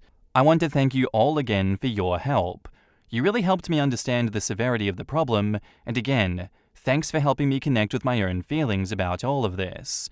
Y'all are the best. In the comments, Avina Landon says, quote, Mary has of course been spamming my family and friends with nonsense. I have a suggestion. Even though no one believes what Mary has been saying, it could be helpful for you and your wife in the long run to hire an attorney now to send a strongly worded cease and desist letter to Mary. If Mary's been sending text and voicemails to your family and friends, then you have some evidence of slander and libel. Shutting her actions down hard now could prevent her from escalating her actions in the future, just like she did in the past, where she tried to test and push your boundaries, which then escalated to her doing what she did. Yes, exactly this. Don't give them any ground to stand on. You and your wife need to stamp this out right now and build a boundary. She has proven she has zero boundaries, and you need to establish yours, or she will slowly over time push further and further back into your lives in an unhealthy manner. Think of it like this. She keeps pestering. One day, your wife is either feeling particularly weak or strong and thinks she either should or can now open up that relationship again. Now your wife and her sister go back and forth and rebuild without you being aware. One day you come home and find Mary sitting on your couch, and your wife starts pleading to hear her out, please. I can't tell you how many Reddit posts I've read that are exactly this. Do it now while the feeling is strong. You're an absolute legend, OP. She's found herself another genius who knows how to navigate life without infantile drama. I wish you both nothing but the absolute best. OP replies, the only genius thing I've ever done is marry her. I'm a pretty average dude, to be honest, so I have no idea how I snagged her. Sad to think her low self-esteem probably played a part, but I do work hard to be a good husband every day. Well, she chose you because you're worth it, my guy. The way you speak about her makes it plain that you're the king to her queen. Reign together and extricate yourselves from the ill wishes. Yeah, onto that point about Mary sitting on the couch and the wife pleading to hear her out. It just reminds me so much of that goddamn post that really pissed me off, where OP was estranged from her father for good reason because he walked out on her and then started a new family and said to her face that he wanted nothing to do with her. And, he still kept in contact with the town. Everyone was cool with him. He comes back to the town with his new family. He starts trying to get into a new relationship with her again, and she's like, absolutely not. But then it turned out that, oh my god, for the last 6 months, her fiancé has been speaking to the father behind her back and trying to be like, hey, let's rebuild the relationship secretly and not tell her anything about it. This is going to go really well. This is not going to blow up the marriage at all. I don't know, I might be blending two stories together there, so I could be wrong on the details. But that commenter was absolutely right. Shit like that does happen, and you have to stop it now before perpetrators like Mary and the father in that quoted story get in there and start causing shit to happen that you don't want. And then what do you know, Mary separates the trust you have with your wife, and your wife potentially breaks up with you because of the divide that Mary has caused. Do you seriously want to risk that, OP? Is that worth it? And now on to the hopefully final update. So I guess my original post got reposted onto TikTok and some other subs here on Reddit, so I've been getting tons of messages asking for updates. It feels like things are mostly settled, and I'm really hoping this will be my final update. First, I want to say that I've gotten so many questions about who Mary is, and I'm just not going to say. Suffice to say that she's never been household name famous, but she made a living solely on modeling for about a decade from what I understand, so she must have been popular enough that fashion people might know her. I really don't know how that whole world works, but in my opinion, it doesn't matter how many names you drop, you're not famous if you don't have a Wikipedia page. Also got lots of comments that, mostly jokingly, called me a simp, and I can't argue with that. I totally am a simp for my wife. She's the coolest. I hope you all find a love that makes you feel this way. Okay, I think that's it. Here's the actual update. My wife loved the getaway weekend. We had a blast, and by the end of it, she said she felt like herself again. For a few days after we got back, things were really quiet, so we were hopeful that Mary had finally given up, but I felt uneasy about it all. Many of you warned me that Mary would try to interfere with my work, and while I initially dismissed it, I figured that I would reach out to my boss just in case. I've been working at the same company for almost 10 years, and she's heard me vent about Mary before, so I didn't have to explain too much. My boss just reassured me that she knows my real character and would let me know if Mary tried anything. As you predicted, Mary did try to contact my boss a couple of days later, and the following is a recounting of what my boss told me. Apparently, Mary said that I needed to be fired because I was a predator and claimed to have proof that I assaulted her. My boss said that was a very serious accusation to make and asked Mary to explain what proof she had. Mary claimed there was a camera that caught the whole incident, and my boss asked her to send the video. And then Mary got flustered and said that the police had it, so my boss asked her to send over a copy of the police reports. Then Mary said that it had a lot of private information in it, so my boss asked her to redact the private information and to send it over. Then Mary said she didn't feel comfortable with that, and my boss told her that she could not take action against an employee based on word of mouth from a stranger. Then Mary shouted at her about victim blaming and hung up. Unfortunately, that was not the end of it. Last Wednesday, Mary somehow sent an email from my personal email account with a dick pic, not mine obviously, to the entire office. My best guess is that I must have left my email logged in one of my in-laws' devices. She's definitely not smart enough to actually hack me. And I know this is completely beside the point, but of course she chose the weirdest looking dick I've ever seen. I played team sports all my life. I've seen a lot of dicks, but this was something else. It's honestly kind of funny to think about Mary Googling gross penis or something and sifting through hundreds of images to find just the right one. I had to apologize to everyone on staff, and thankfully, folks were surprisingly understanding. It's actually been kind of a nice bonding experience with my coworkers. I honestly didn't consider myself to be super well liked in the office, but it seems like everyone's been going out of their way to be kind to me, and it means a lot. Anyway, at this point it was clear that we had to escalate things legally. I really wanted to avoid it, but she forced my hand. My wife and I have a lawyer friend who helped us draft a cease and desist letter outlining her continued harassment and the material and emotional damage this is causing us. My wife then sent a message to Mary and my in-laws with a copy of the letter and made it very clear that we would pursue criminal and/or civil proceedings if her harassment continued.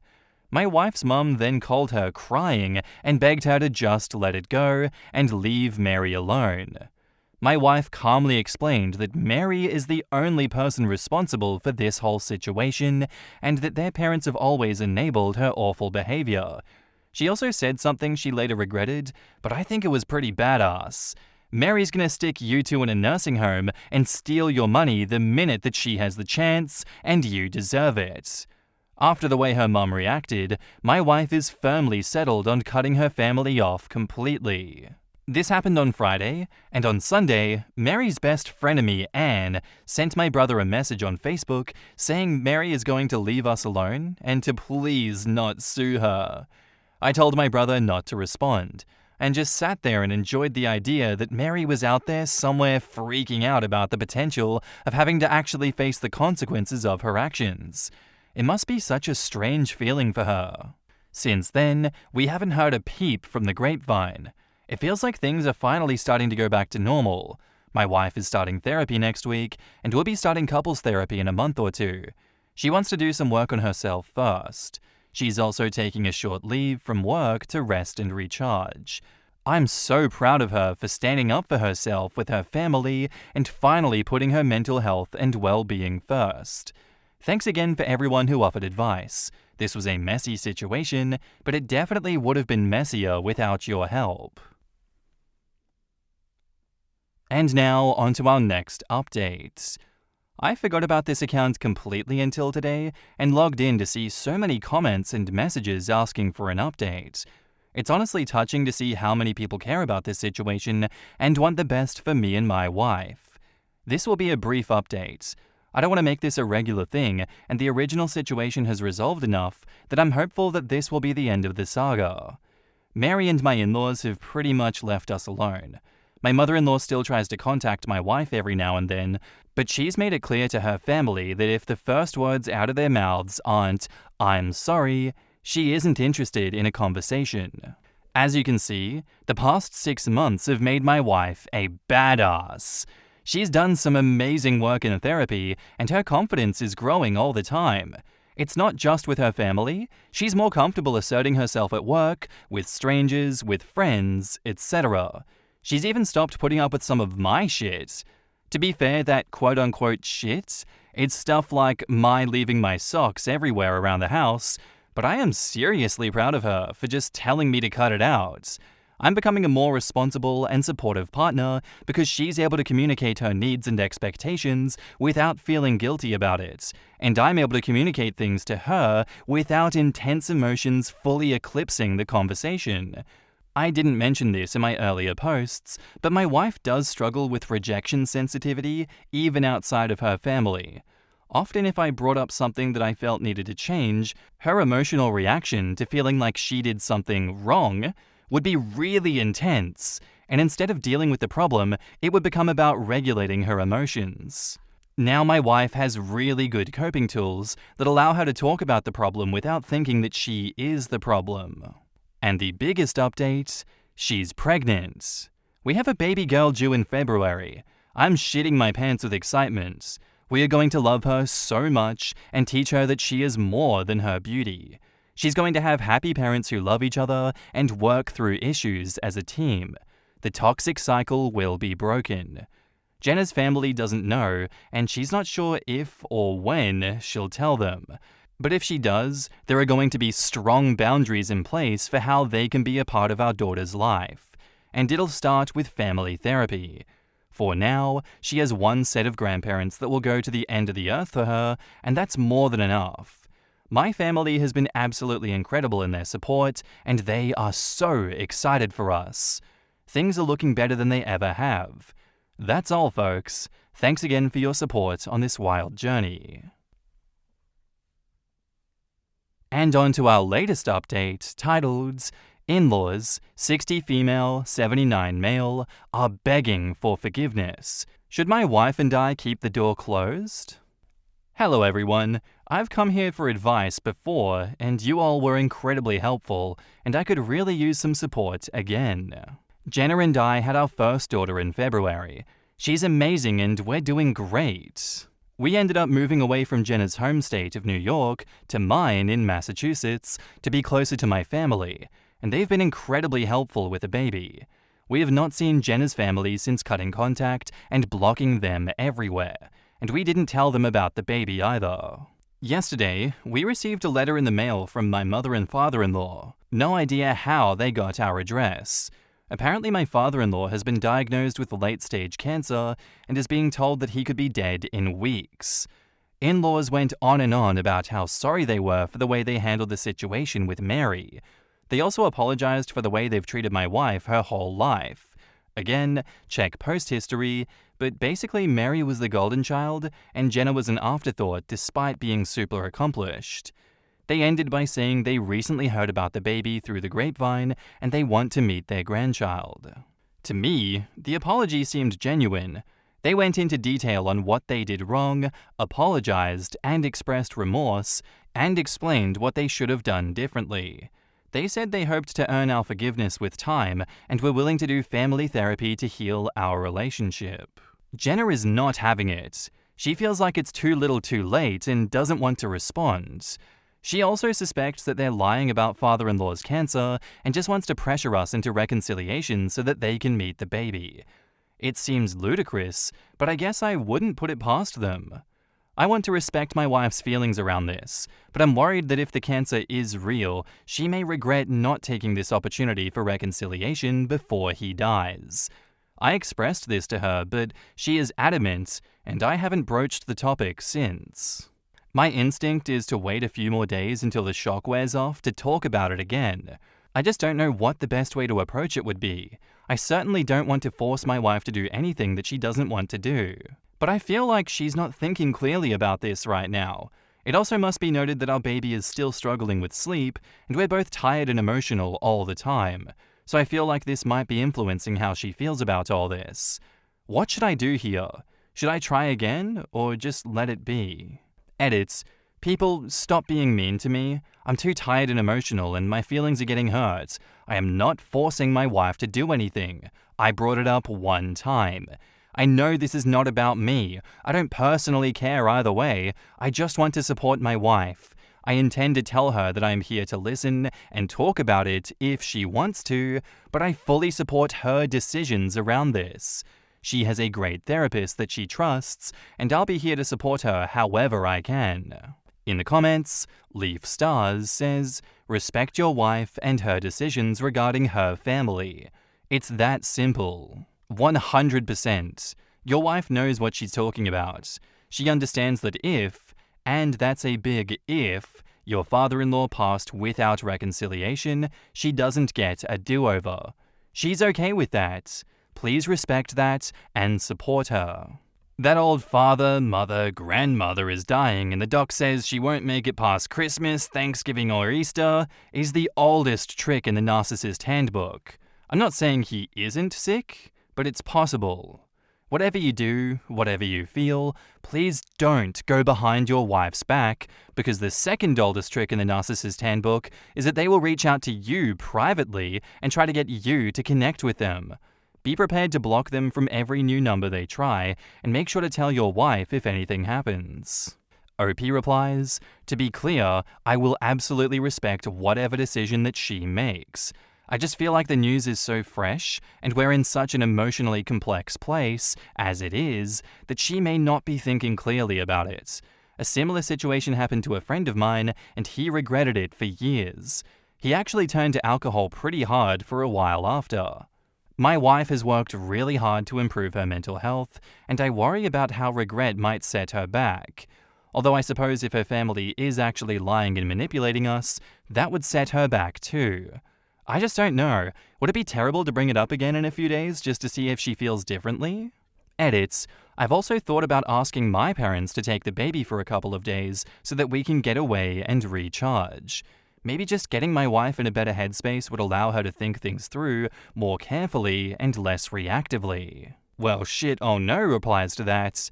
Conversely, I had a parent die while we were no contact, and while I grieved the parent that I wish I had had, I still felt like I had made the right decision. Let her take the lead here. She can bring it up if or when she's ready. It's hard for people with a loving family to understand what someone is going through when their family has been horrible.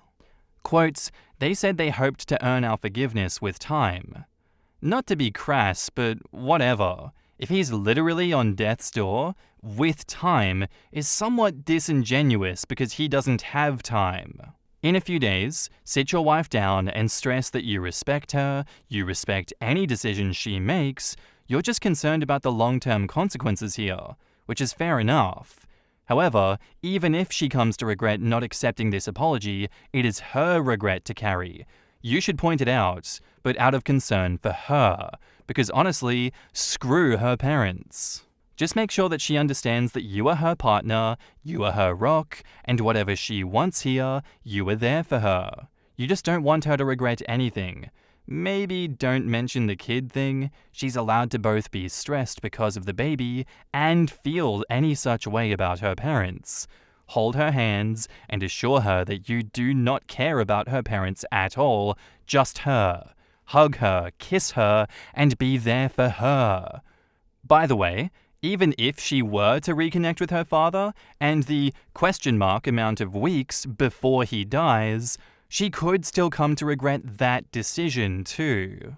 We all choose our regrets sometimes, and there is much to regret in every which direction here.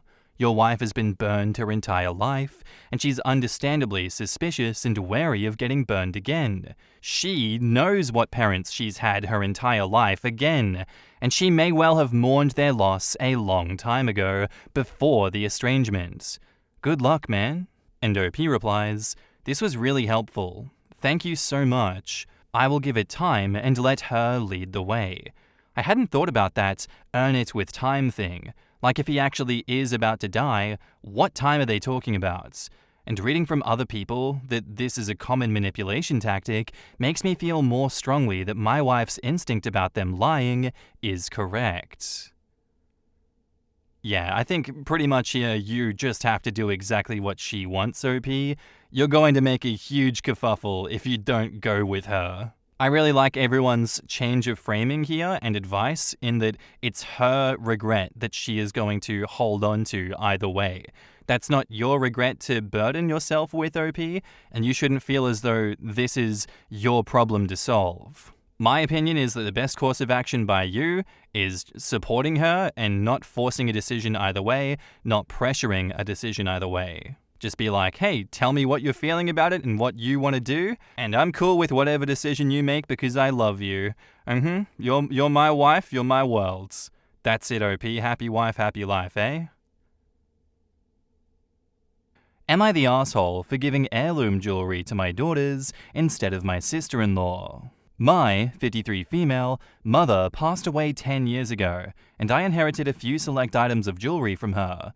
Those are things that she cherished and wore often. I have been wearing her watch for the past 10 years. My sister, 50 female, holds a golden bracelet that she loves, and there are 3 items left that me and my sister have been planning to give to my 3 daughters, who were 20, 18, and 18, to commemorate 10 years since her passing. They always knew this and were close to their grandma, and there is also no quarrel about who gets what. Enter my brother, 48 male, and his fiancée, 38 female, of 2 years. My brother has been demanding one of the pieces for his future wife to wear. He claims that we never involved him in any of the discussions as to what should happen to the pieces, and we can't just claim those to ourselves just because we are women. He says it's very common for heirloom jewelry to be given to the daughter-in-law, and he and his fiancée even cited Meghan Markle and Kate Middleton as examples. Legally, there is no case to be made. My mother left those items to me. I have politely declined their request, explaining that I can't let one of my daughters go without, and that they were very close to their grandma while his fiancée did not know her. His fiancée is apparently distraught and claims that we don't see her as family. My father wants me to keep the items and give one to my brother so that all of my mum's kids eventually get one item, and I can do as I see fit with the rest. My sister kindly has offered up her bracelet. I am torn. I don't want to antagonize my brother and my sister-in-law, but I find my 3 daughters' claims so much more valid. They've been looking forward to this for years, and I don't want my sister to sacrifice her bracelet. If there were more pieces, I would not hesitate to give something to her. It's not a matter of money. I've offered other things out of my mum's estate, but they feel as though it's not the same. I'm also taking into account that my brother was married to his first wife 10 years ago, and despite having been close to my mother, she got no jewelry either, but was left 2 of my mother's watercolor paintings. I feel like my mother left these pieces to me with the intention of eventually passing them on to her granddaughters. Would she have subscribed to the each child or each daughter plus daughter-in-law has to get a piece of jewelry logic? She would have left something to my brother or his then wife in the first place. My daughters told me they would accept any decision I make, but I feel it would be highly unfair to burden them with any involvement in the decision-making. The choice is mine to make, and I have to live with the consequences. According to my father, they are debating to uninvite me from the wedding over this. I stand by my decision, but it's hard. I was always on good terms with my brother and cordial with his fiancée. So, am I the asshole? In the comments, OP, she doesn't want to feel closer to her new family. She wants to know that she can push your brother to get her what she wants, even at the expense of his relationship with all of you.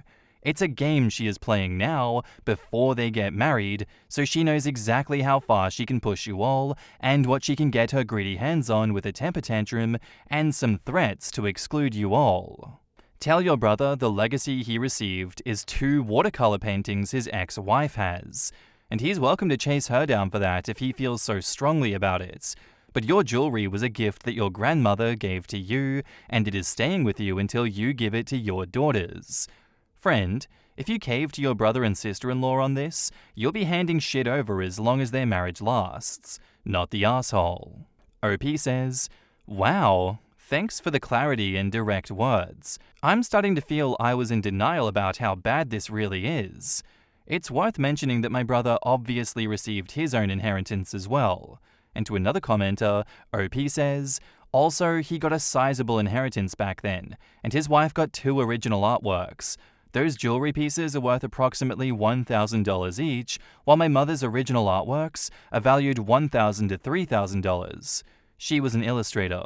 So the issue is really not me sitting on a $50,000 diamond ring while they received 2 worthless sketches. Someone else says, your dad presumably still had items from his wife? He can give one of his treasures to her. You and your sister and your 3 daughters got 1 item each. Not up for renegotiation. OP says, we already offered, but she claims it must be jewelry so she can wear it on her wedding day. Well then, since the brother and fiancé seem to want to make the decision, ask them which granddaughter they feel deserves to be deprived of her grandmother's memento, and how they intend to compensate said daughter for her exclusion from grandmotherly keepsakes. Tell them that you cannot in good conscience hand over anything to fiancé unless they can give a reasonable answer to these questions. OP says, my husband actually asked them that, and their answer was they believe that the twins should share, which is obviously not going to happen as long as I'm here to prevent it. How does the sister-in-law even know about the jewelry? OP says, I plan to give it to my girls at a family dinner commemorating our mother's birthday next month and gave everyone a heads up. That's how she got to know. You have 3 daughters. Your mother left you 3 items. It's pretty self-explanatory. Your mother didn't have to spell it out for you. She just left them with you for safekeeping. If that wasn't her intention, she would have given them to your dad. Plus, your daughters had a personal relationship with your mum, their grandmother. You got the watch, your sis got the bracelet, your daughters get the other 3. OP says, thanks. I feel exactly the same way. I can't for the life of me see where my brother claims that we should have involved him in any discussion concerning who gets what, because in my view, it is absolutely clear who gets what. And since she left those things to me, it's up to me to make the decision. She could have left them to anybody else, but she didn't. What else am I going to do with 3 pieces when I have 3 daughters? Tell your brother to stick it. These are for your daughters/her bloodline. This is so entitled and ridiculous. OP says, I actually don't care so much about the bloodline thing. If my father were to die tomorrow, and each of his children would get some beloved sentimental items, I would be really pissed if my husband, who is very close to him, would not get anything. Plus, I really understand why she wants to have something to feel more connected to her new family, especially since she's estranged to her parents and won't get anything from them to wear on her wedding day. The problem lies solely in the fact that I don't have anything to give her without hurting other people. I will not prioritize her feelings above my daughters. I bet you the reason she's estranged from her parents is an eye-opener if you ever find it out. Whatever she told you, it was bullshit. OP says, I don't know the reason, but I will admit the thought has crossed my mind. The fact that she is willing to blatantly ignore her niece's feelings, and that wearing a piece of heirloom jewelry on her wedding day is more important to her than the girl's connections to their beloved grandmother, is a bit concerning to me. Look, if she's trying to feel closer to your family, is there any jewelry that's yours or your sister's that could be given or loaned to her for her wedding day that isn't inherited from your mother? Your sister and your daughters who actually knew and loved your mother should, of course, take precedence over someone who has only heard about her. Not the asshole, and your brother is being absurdly pushy. OP replies, "We have now decided to pitch in together to buy something new for her to wear on her wedding day, and to have as a gift from the family. I hope she will accept this. I could also give her something from me as a loan, but I feel buying something specifically for her would probably be better. It's not that I feel she shouldn't have anything, and I would honestly offer to give her a piece if I had any pieces to give." Not the asshole. Your brother is marrying a psycho. She's never met your mother but is distraught that she can't wear her dead mother-in-law's jewelry? You're correct. Your mum left the jewelry to you, and as you stated, your mother didn't even leave your brother's wife, his ex, jewelry when she passed.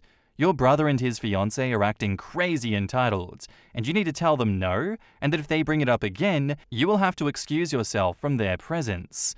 They are trying to bully you out of your daughter's heirloom jewelry and their birthrights. OP replies, "I can actually see why she would like to have something. We were all very close with Mum, and I keep her memory alive, and it's tricky to enter into such a dynamic years later. I would give her something especially to wear on her wedding day, as she's estranged from her parents, if I had anything to give, but I can't take away from my daughters to help her feel better." Not the asshole. The items were left to you.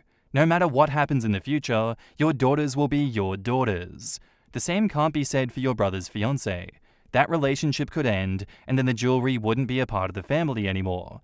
If they were married when your mother passed, maybe I would consider it, but they haven't tied the knot, so don't give her anything.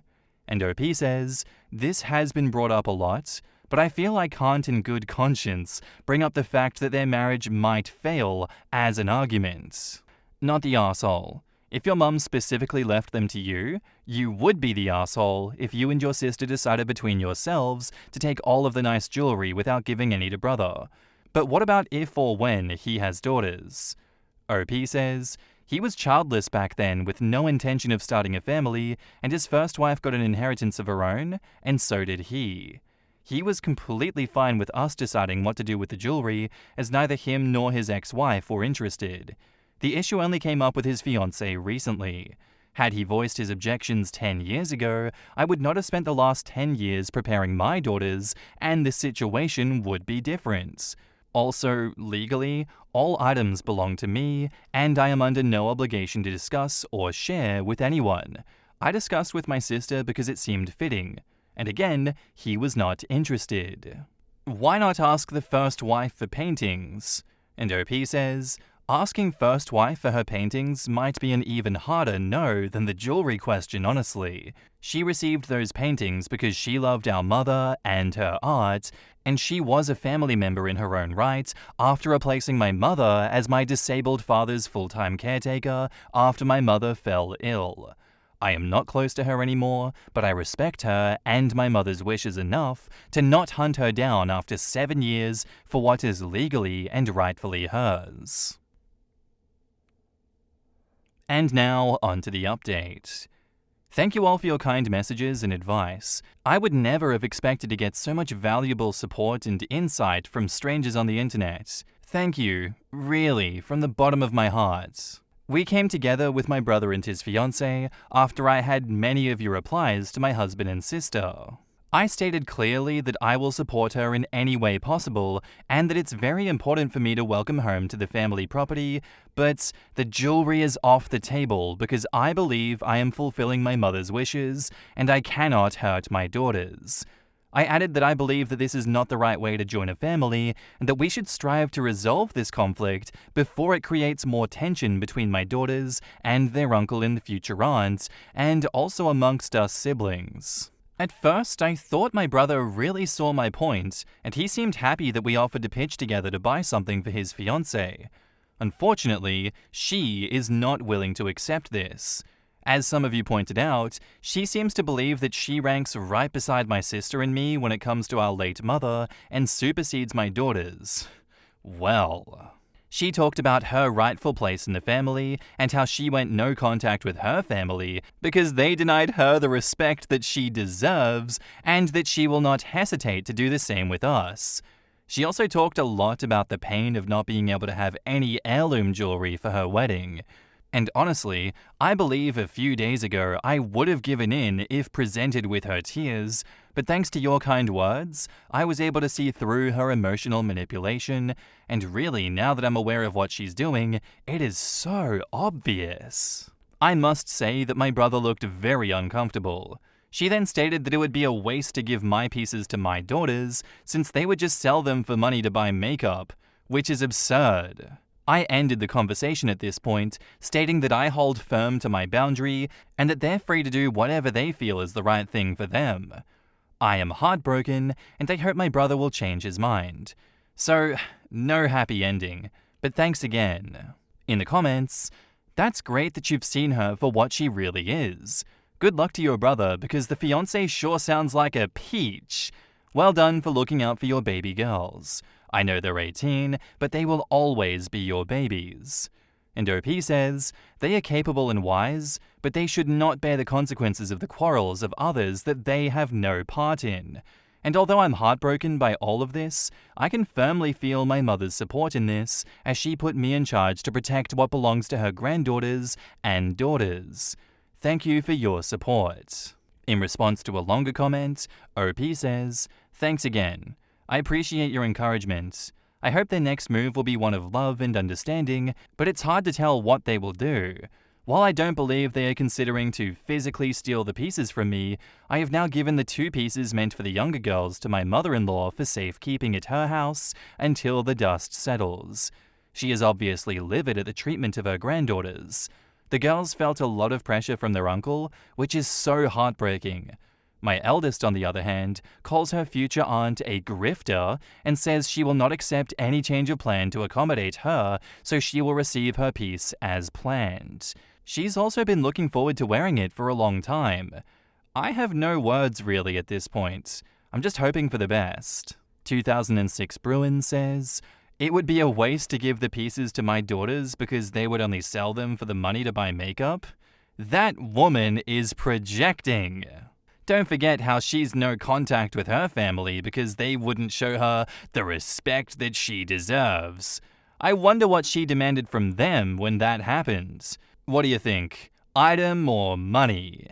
I wonder why she has no heirloom jewelry to wear at her wedding. 'Cause she pawned it to purchase makeup, obviously. The ridiculous thing here is that OP said that jewelry isn't even expensive. So there won't be that much makeup to buy. It's not so much about the jewelry as it is the power play, I reckon. Parading around a stranger's heirlooms at the wedding to demonstrate whose word is the law is the goal. When my mum died, strangers showed up at our house saying that they were friends and saying she had promised them a keepsake. Could they look around? Apparently, there are grifters who scour obituaries and then pull this on emotionally distraught family and loved ones. I would tell bro to piss off.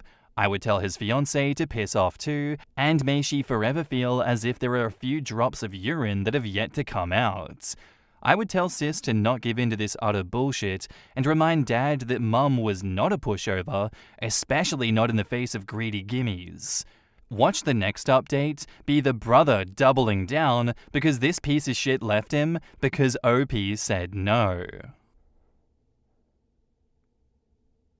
Our next post is by user James19104, titled, My 15 male, dad, 47 male, remarried, and I've lost everything I had to my new step-siblings, 16 female, 11 male, 10 male, who treat me horribly. My dad married my stepmother 3 months ago, and I feel like it made my life significantly harder and less pleasant. They moved in with us, and for the indefinite future, this situation will not change. We have a 3-bedroom house, and before they moved in, my dad and I had our rooms, both with bathrooms, and there was a smaller room which was a study for my dad. After they moved in, Jenny, 16 female, turning 17 next month, got my room, and I had to share the smaller room with Tom, 11 male, and Mike, 10 male. All my books, my telescope, my stuff are packed and in the basement now since there is no space anymore. This made me feel really angry, but my dad told me that I have to be a team player, and this is what him and his wife agreed on. Jenny treats me like shit. She sometimes acts as if I'm not there at all, and sometimes is super aggressive and hostile towards me. There was this one time that I asked Tom to stop going through my things, and she became so angry that I have no right to order her brother around. She told me to get it in my thick skull that I am not their big brother to tell them what to do, even though all I asked was for them to stop going through my things. She said it's best if I don't talk to them at all, since that way they will get less influence from a weirdo like me. What I don't get is that if she's so concerned that I might leave a bad influence on Tom and Mike, why doesn't she take them into her room? Tom and Mike don't respect any boundaries. They are always going through my stuff. I have a watch which was a gift from my mother. She died of cancer, and they took it from my drawer and lost it. I found it weeks later in the basement with its front glass broken. Before they moved in, I used to get a $100 allowance every month. Now Jenny gets $75, I get $35, and Tom and Mike each get $30. I had an Xbox, but these kids broke it too. I used to spend a lot of time with my dad. He used to come see me play basketball almost every week. He hasn't done it even once in the past 3 months, since he's always working overtime. We eat out once a week, and none of them in these 3 months have been to any of my favorite places, but Jenny, Tom, and Mike have each chosen their favorites more than once. I complained about all of it to my father last week, and he told me that family is all about sacrifices, and I have to make mine. Haven't I made enough sacrifices already? I feel like I'm the only one making sacrifices. I looked forward to them moving in here, but I now feel like an outsider in my own home. It's not my home anymore. Life has become very difficult for me. I spend as much time as I can outside because inside is so frustrating, but this is causing problems as well. My dad keeps telling me that not being around means I'm not accepting them as part of the family, while in reality, it's the opposite. So I get grounded for not being around, and being around is horrible. I don't want to live here anymore, but I'm only 15 and can't move out. I have nobody else who can take me in. I can't stay here for 3 more years. I will go crazy. I often fantasize about running away at night, but I know that's also as horrible, if not even more. I don't know what to do. Can anyone give me a suggestion? In the comments, Olivia Prestine says, "It sounds like Jenny is the biggest problem. If she's 17, is the plan for her to move out soon? Maybe you can talk to your dad about getting your own room and having the 2 younger boys share." OP says, "She is not going to move out. She will live at home when she goes to college. Parents have already given her permission to do this." I'd show him this post. Maybe if he sees how strangers are sticking up for you more than your own father, it might change his tune. Darkosaurus says, "First of all, who came up with the idea of giving 3 people the smaller room and your stepsister the larger one? Your father really needs to get his mind straight. Yes, you have to make some sacrifices, but so do the other children. He does not want to discipline them, though, to look good in front of your stepmom, but that needs to stop." Did you tell him about the watch? Breaking such an important piece of memory is extremely rude. Try to stand up for yourself as well as you can and call them out on their behavior. Maybe your stepmother will finally start to say something. Edit. Apart from that, the age gap of 1 year to your stepsister justifies a $40 difference, whereas the 4 to 5 year age gap to your stepbrother justifies a $5 difference? OP replies, "They thought Jenny is older and needs more personal space and her own bathroom. I disagreed, but was eventually told to deal with it." Your dad is totally screwing this up. If he thinks you're all on a team and he's the leader, he needs to remember that a leader, 1, makes sure every person on the team is valued, 2, enforces rules fairly, and 3, solves problems instead of issuing judgments. OP, what outside adult can you talk with to be your advocate? This is bullshit. This is pretty much what I was going to say. This doesn't sound like a team approach. The sacrifice should be spread out among everyone, not just one child. And now, onto the update. Okay, a lot has happened. I decided to just ask my dad and stepmother for some time to talk to them, and I just showed them my post on Reddit. They took a good half an hour reading it. There were times that it looked like they were going to start crying. Eventually, they told me that they needed more time and will talk about it in a couple of days. 2 nights later, my dad asked me to come to their room, and to make it short, they got it. They both hugged me, and at some point, my stepmother started crying. They apologized to me for their negligence and told me that they effed this up. They put all their attention and focus on helping my step-siblings adjust given the new living arrangements and everything, and neglected how difficult it must have been for me. They promised me that things will change. About the room arrangement, they realized that it's not reasonable, so they offered me the basement as a lot of you suggested. We went to the store and bought a lot of supplies and made it a family exercise for everyone to contribute to refurbishing the basement and making it like a bedroom. So I'll have my own room now. It won't have a bathroom like before, but I can really share a bathroom with the boys. That's not a problem. The money allowance changed as well. It was Jenny 75, me 35, Mike and Tom 30 each. Now it's Jenny 60, me 50, and the boys 30 each. So $15 from Jenny comes to me now. I think it's much more fair. It's not as good as the $100 I used to have, but this arrangement is something that I can easily understand and accept. Now to Jenny. Well, my stepmother told me that Jenny's problem is not me, it's that her mother married and she doesn't like that because she was hopeful that she would return to her dad. Now she's trying to make this not work, and I'm just in her crosshairs. Apparently she's been a little biatch to my dad as well. She promised me that she will handle Jenny and make sure she won't be a problem. Now to the boys. This is the most difficult one as they're 10 and 11. They gave me a small lock so I can lock my bag for now, and when the basement is ready, which it will be in a couple of weeks, I can lock the door and only me and the parents will have the key. So at least my stuff will be safe. About other things, they also made little changes to make things easier. They told me that I can come to them for any problems, and my dad promised me some father-son time every couple of weeks as well. I was happy with everything. They addressed most of the issues and found solutions, and so far done their best to do everything that they promised. Jenny came to me a few nights later and asked if I would come with her for a walk in the neighborhood as she wanted to talk to me. So we went, and she apologized to me for everything and told me that she didn't, and still doesn't, like that her mum married my dad, and she was forwarding her anger and frustration towards me, the only person she could, which was not right. She said that I'm probably going through similar things as she does, and really, there's no reason for us to make each other's lives even more difficult than it already is. So I accepted her apology, and we shook hands on being on the same team from now on. And honestly, she's been very different ever since.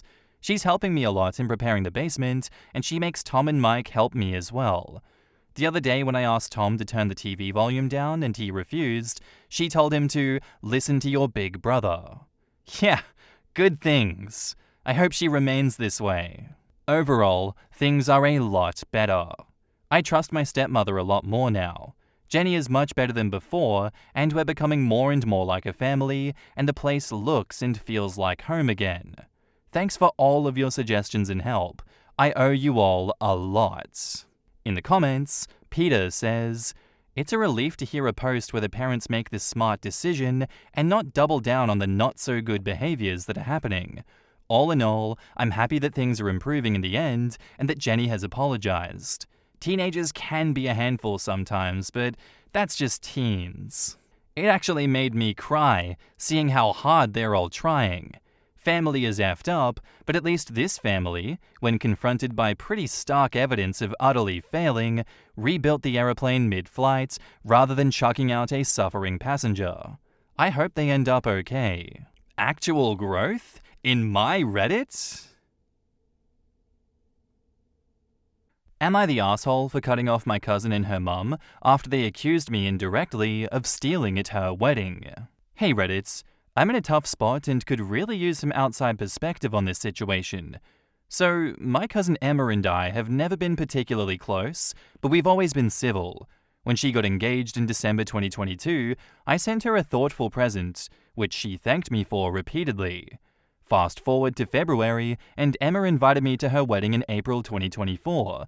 Living abroad and starting a new job, I made it clear that I needed advance notice to attend, and thankfully I managed to make it. Emma had asked me to be a part of her wedding entry, and despite our not being very close, I agreed, hoping it would help us build a better relationship. However, just a week before the wedding, I found out that she'd been talking negatively about me and my career as a project manager. It stung, but I didn't want to cause drama before her big day, so I kept quiet. During the wedding weekend, I helped Emma get dressed for her Hindu ceremony, and her mom told me to leave the jewelry, as she would handle it later. So I only packed away the bangles. The entry went smoothly, and I attended the reception without any complaints. However, after the wedding, I chose not to leave a gift, intending to address the hurtful comments privately after the festivities. Days later, Emma asked me about the missing jewelry, and I told her that I hadn't touched it beyond what her mum instructed. Later that day, I saw Emma posting on Facebook about missing jewelry and implying that someone in the family might have taken it. I felt uneasy, especially since her mum and I were the only family members helping her get dressed. Then things escalated when her sister made comments on the post saying we didn't like her anyway. Her mum reached out to me, asking about the bangles, which made me feel like they were singling me out. Even my grandmother called, further cementing that they may have discussed me as a suspect. Finally, another cousin messaged me saying the jewelry was found boxed up in a car, but Emma refuses to retract her accusations online because she's embarrassed. Feeling betrayed, I chose to cut Emma and her mum out of my life, I deleted them from my socials, and I blocked their numbers. Now my grandma is upset, saying I was unfair for not explaining myself. So Reddit, am I the jerk for cutting them off without explanation? Should I have handled the situation differently? Thanks for your insights. Additional information from OP. OP adds to the post, I would like to add that Emma and I are first cousins. Jessica, who told me about the update, is a second cousin who is distant from Emma, so it sounds like this was being discussed with everyone but me. Thankful that Jessica heard it and decided to let me know immediately. OP on if she's received an apology regarding the missing jewelry, OP says, no apologies from their end. All I've heard was that she's embarrassed to pull her posts and say she found it. In the comments, Severe Ad 7761 says, not the arsehole. Probably way off, but this was probably a setup. If she doesn't like you and y'all aren't that close, then why ask you along with her mother to help her get ready? Why not her sister? That last-minute invite, it was either a happy coincidence to be able to accuse you, or she set you up, but someone else discovered or found the jewelry where they weren't supposed to be looking. A box in a car that you would think would have already been taken out by now. OP replies, I didn't think about it this way. Her sister was popping in and out of the changing room. I didn't think anything of it at the time. It's sick if they truly wanted to use that against me and not speak up. Even if they post a retraction, I want nothing to do with them. Accusing me and finding it just recently in your car is unacceptable. OP on if her grandma has a favorite grandchild because of what happened. OP says, Emma is grandma's favorite by the way, if you couldn't tell. Not the arsehole. Sounds like exactly the kind of people to go no contact with. Personally, I would shame them on their social media and then block, but that's just me. Also, the talking negatively about your job sounds like jealousy to me. Keep them out of your life. Not the arsehole. I'd go on social media with, heard you found the missing jewelry in your car, or wherever it is found. When were you going to let people on social media know since you were very public with your allegations? Heard you found your missing jewelry in your own car of all places. So crazy. I also heard that you were too ashamed of your wildly off-base accusations to apologize. Just wondered if you'd at least clear it up on social media. You know, since you were so public about your accusations, it seems like you should rescind them publicly as well. And then block her so she can't delete the comment off of her page, and it remains there for everyone else to see. Cutting her and her mother out of your life was the proper decision because they slandered you online and won't admit that they made mistakes. If Granny still can't see it, perhaps she should be given some time off too. I agree with everyone there. I don't see any other reason to keep them in your life. Do the post, don't do the post if you want to. It's up to you how much shit you want to cause within your family unit, and if you can deal with the consequences of people taking sides and doubling down and attacking you for it, regardless of what the real truth is. It's insane that you can post, a clapback like that, being like, hey, the truth was, it was actually in your car the whole time, and people would still take her side. I don't like that people do that, but that's reality. This may just be one of those choose your fights moments, OP, and I don't think it'd be worth to clap back like that, but it'd be good content. And now, onto the updates. I read through the majority of messages received, and I agree, I should have confronted it. Last night, I called Grandma and Emma on three-way, asking about the jewelry that was conveniently found in a car. Emma said that wasn't for me to find out, as she has only told her mother and Grandma. Obviously a lie because Jessica heard about it and passed it to me. She also lives abroad and isn't close to Emma. Grandma then said, well, it's material and it's found. We don't have a long time here. Let's all get along. I responded, no thank you. I needed a public apology because I blindly believed Emma and I had a good relationship. I even heard that she made comments about my job, which I wanted to address after the wedding. Emma confirmed the comments about talking shit, my job, and her sister's comments, but is sticking to her guns about the jewelry. I mentioned to her that I was posting on Facebook about the jewelry and will attach screenshots to it, and that I wanted nothing further to do with Emma since she was not remorseful and is proud of disliking me for whatever reason. Lesson learned, thanks everyone. In the comments, Flinders and Trim says, sorry that so many people in your family are horrible. You deserve better. I could see how much you cared by willing to travel for a cousin that you weren't even close with. You hoped you would get closer to, and how you reacted to their bullying. You were better off without them. Do make sure to get your side of the story to others in the extended family, because you can bet that everyone involved, possibly with your grandmother seeing and not actively shutting down, will be telling a story to them where you are the bad guy. OP replies, that's what really hurts. I was hoping she was sincere about inviting me and asking me to participate. When she got engaged, I even sent her a present incorporating her interests, and she was so appreciative. Or so she seemed. It sucks knowing that I meant basically nothing. I was hurt that they never really liked me anyway, and made fun of my job as a project manager at an engineering firm. I have never done anything to them to warrant this. It's just confusing and hurtful. However, the band-aid is off and life will continue without them. OP on sharing her information with the extended family on social media about what really happened at the wedding, OP says, I'm posting it this evening regardless of if she takes it down or not. Jessica gave her blessings for me to use her message as proof, so I'm not playing around. I am not a thief. I don't care if you like me or not. You are not going to get away with that. OP proceeding how she dealt with the family talking badly behind her back, and Emma's background on saying bad things about her, OP says, that's my thing. Why are you embarrassed? You were emboldened to post about it and clearly discuss it offline with my name in it, which is how it got back to me. Emma does not have very many friends. She's one of those very religious and conservative girls. Does not drink, smoke, party, have multiple partners, as she's been with the same person for 10 years, has good grades, etc.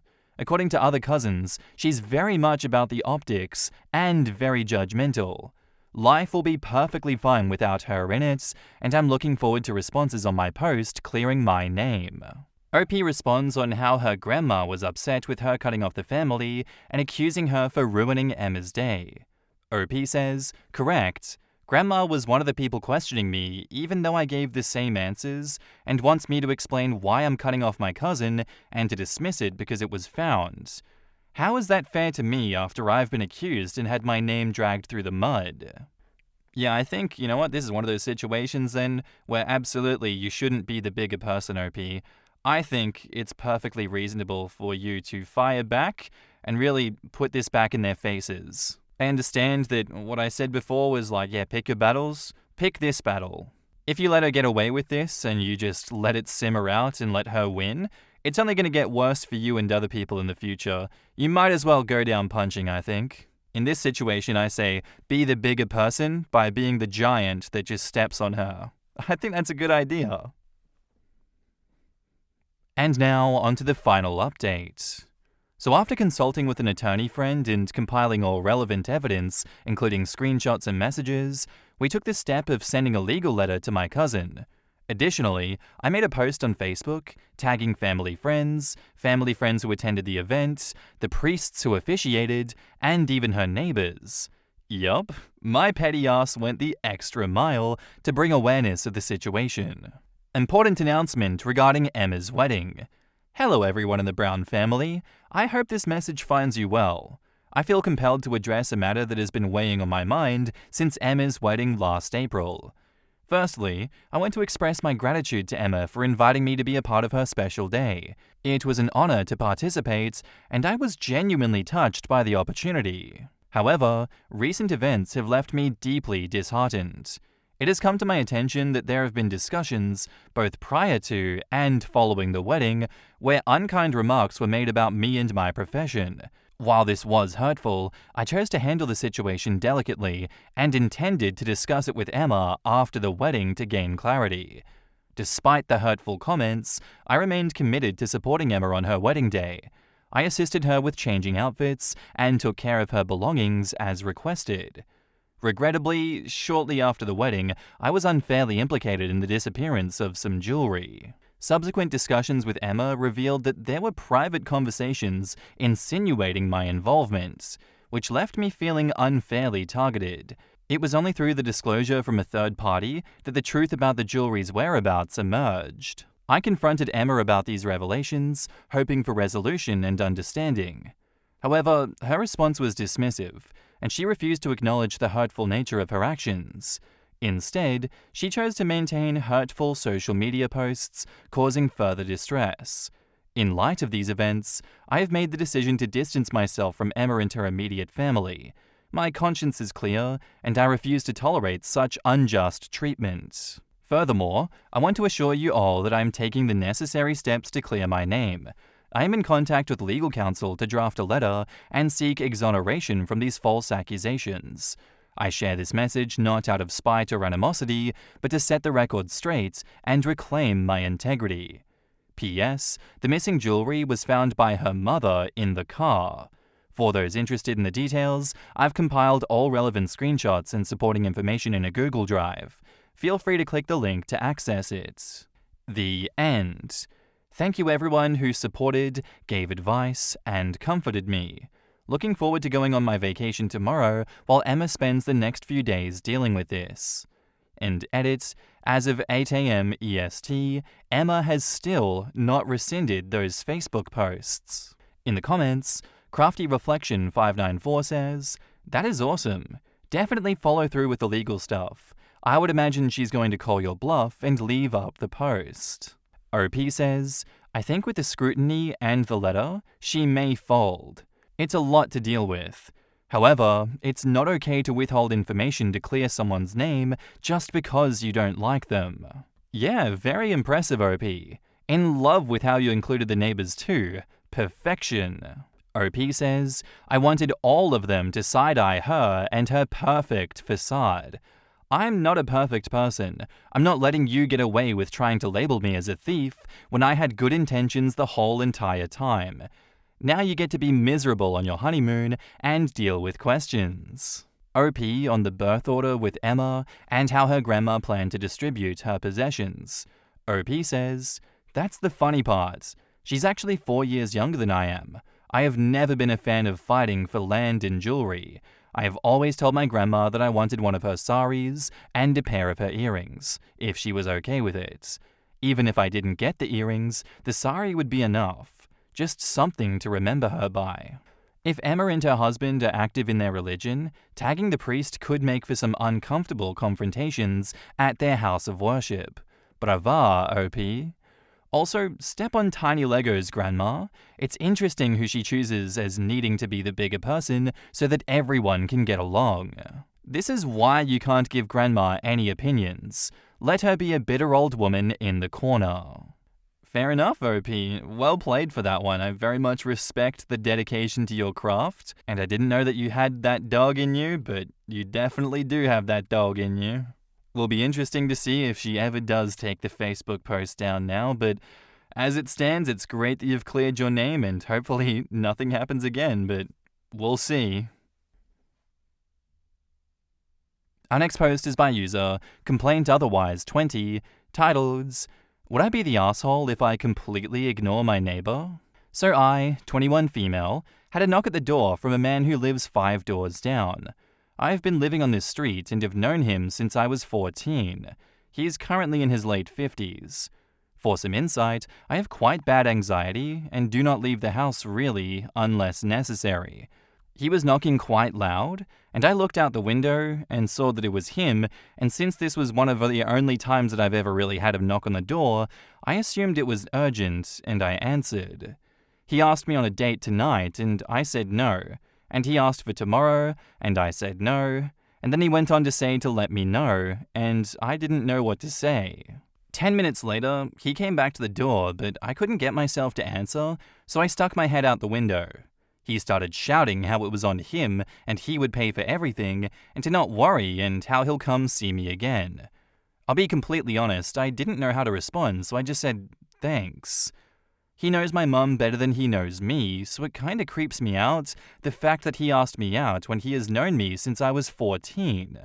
My house is a safe space for me, so the fact that he came to my home and asked me out at my front door has just thrown me off. I don't know how to turn him down and feel comfortable. I was honestly thinking of just ignoring him. Would I be the asshole? In the comments, yikes, this neighbor was really inappropriate, and his persistence after you said no is creepy and aggressive. If you feel safe doing so, tell him no without any conditions or explanation is worthwhile. For example, I don't want to date you or hang out with you, and I will not change my mind. Also, consider telling your parents and letting them communicate that. If you don't feel safe doing so, then ignoring him is fine. You are not the asshole. And OP says, yes, he's older than my mum and closer to my grandfather's age than mine. I'm going to tell my mum as soon as she finishes her shift. Thank you all so much. Not the asshole, but just leaving isn't the way to go. Next time he turns up, and he will, tell him that you're not interested in dating him, and if he continues to harass you, that you'll take it further. Essentially, if you do not tell him to stop contacting you, you will have no legal recourse. OP says, I tried to tell him by refusing the first 2-day offers. It's hard to be very firm and demanding not to contact me when I don't know how he'll react, especially when I'm the only one home. But I will try. Thank you so much. All these people telling you that you need to directly say no and don't come back, I wouldn't until you're not alone in the house. OP replies, thank you, I won't. I don't plan on having any contact with him without either my mum present or through her. Do you have a way to see who it is at the door without them seeing you? Absolutely, you would be not the asshole to ignore him. There is no social expectation that you should be polite to a much older man harassing you in what should be a safe space. And OP replies, no, sadly. We are planning on getting a Ring doorbell, but right now, if I want to see who's at the door, they can see me too. That's a great idea though. I'm probably going to do that. Thank you. That sucks. I'm really sorry that you have to deal with this. I also have high anxiety and don't leave much. My home is my safe space. To have someone invade my space like that would be miserable. I feel for you. Absolutely not the asshole. OP says, thank you, I appreciate it. Honestly, since it's happened, I haven't been able to settle. Any sound, and I'm freaking out. I'm hoping when my mum gets home from work, I'll be able to relax a little. Not the asshole. As others have said, do not open the door. Be direct and say you are not interested. I don't agree with people saying to politely decline. The man is a creep, and women have been conditioned to be polite when we absolutely should not. Be assertive and direct. I recommend that you read The Gift of Fear. And OP says, thank you. I'll take a look at it. I'm struggling between the being polite or assertive due to how close he lives. It's a scary choice to make. Just remember, being assertive isn't impolite. It's just clear communication with no room for misinterpretation, since he obviously hasn't taken your no for an answer. Also, I will add my thoughts regarding ignoring people like this. You don't know what's in his head, and being passive or ignoring may be a huge mistake. If someone with bad intentions knocks on your door and you don't answer, they may try to enter. If someone knocks on my door when I'm not expecting company, I do not open the door. I loudly say, "Who is it?" It's usually a salesman or a missionary, and I reply, "Not interested." And that is all. Good luck. And OP says, thank you. I honestly didn't think of that. I honestly thought the first 2 times I said no, I was being quite assertive, but I guess he didn't think so. Or he just didn't want to take no for an answer. He's also close to your grandfather's age and has known you since you were 14. Ew, disgusting. No, get away from me, you freak. What in the goddamn is going on here? I'd be like, no, get away from the door, and if you knock again, I'm calling the police. Stay away from me, freak. But yeah, putting myself in your shoes, where your house is your safe space and someone continues to intrude that is very much not welcome, yeah, I would be scared, I would have high anxiety, and just be like, what is your problem? Mom, help, please get him away. I think really your only options are to continue being assertive and get your mom involved. I think that should work. And now, on to the updates. Thanks to everyone who has given me suggestions and helped me so far. I haven't seen him this morning, and his car is gone, so I assume he's gone to work. I was able to talk to my mum, and she was annoyed to say the least. We have come up with a plan for the time being. I won't be answering the door from now on unless I am notified that someone is coming. We are going to order a Ring doorbell so that I can check who is at the door. When my mum sees him, she plans on confronting him and telling him that I am not interested and that he is being highly inappropriate. I'm still on edge, especially since he said he will come back, but I feel a little better now, and I'm hoping the only other update will be him leaving me alone, but thanks again. I'll update again after my mum confronts him. Thanks again. Update 2. Honestly, I didn't think that I would be updating this fast. My mum hasn't been able to speak to him yet. He still wasn't home from work before she left for work. I have since had a note through the letterbox from him, basically giving me all of his information and saying it's hard for him and he wants to talk. I will update again if any more happens, but at the moment I'm just trying to keep to my bedroom. Final update. Well, hopefully the final update. He has knocked on the door a few times over the last few days. My mum was home for one of them. It was early hours in the morning, and he decided because I wasn't getting back to him, he would come really early in the morning. My mum was extremely annoyed, to say the least, and had an argument with him. I could only hear really what she was saying, and she just told me not to worry and hopefully he would stop now. He hasn't tried anything so far, but yeah. My mum basically called him a creep and some other things. In the comments, Worldbound0514 says, "A creep like that isn't going to go away easily. This may not be over." Ignoring as many clear rejections as the neighbor displays a disturbing lack of inhibition. This definitely wasn't the end, and it really makes me worry about what he was planning back when she was a minor. I wonder whether he's got early onset dementia. The relevant potential characteristics here are hypersexualism and lowered inhibition. It can also happen to those with Parkinson's disease and certain brain tumors. The police need to be clued into this situation, and I'd certainly be telling my neighbors to keep an eye out, but not to be vigilantes. Yeah, an older man in my family got grabby at one point pretty suddenly, and it kept getting worse, up until he collapsed and was taken to the hospital completely delirious. Spent a week unable to recognize anyone, got put on Parkinson meds because early stages, and it just went away completely, like a switch had been flipped. He was the nursing home sweetheart for the rest of his life, completely surreal in a way. They explained to us that it was a known side effect of Parkinson's. I remember having a panic attack because he was invited to our house for the first Christmas after, which was lovely actually. But my strongest memory of him is the way his face lit up when I visited him in the hospital at the end, and how sweet he was whenever we would visit him in the home. Like, I took that man to the doctors, etc. alone because he became completely safe to be around after getting medicated. That being said, none of this excuses the behavior that OP is subjected to and the fact that he is essentially terrorizing her. It's much more likely that he's just an effing creep. I guess it depends on what you mean by excuses.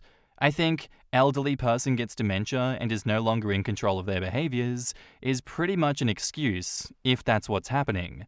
And when I hear no excuse, I think you deserve to be punished or judged. No point in judging or punishing a demented person because they can't learn.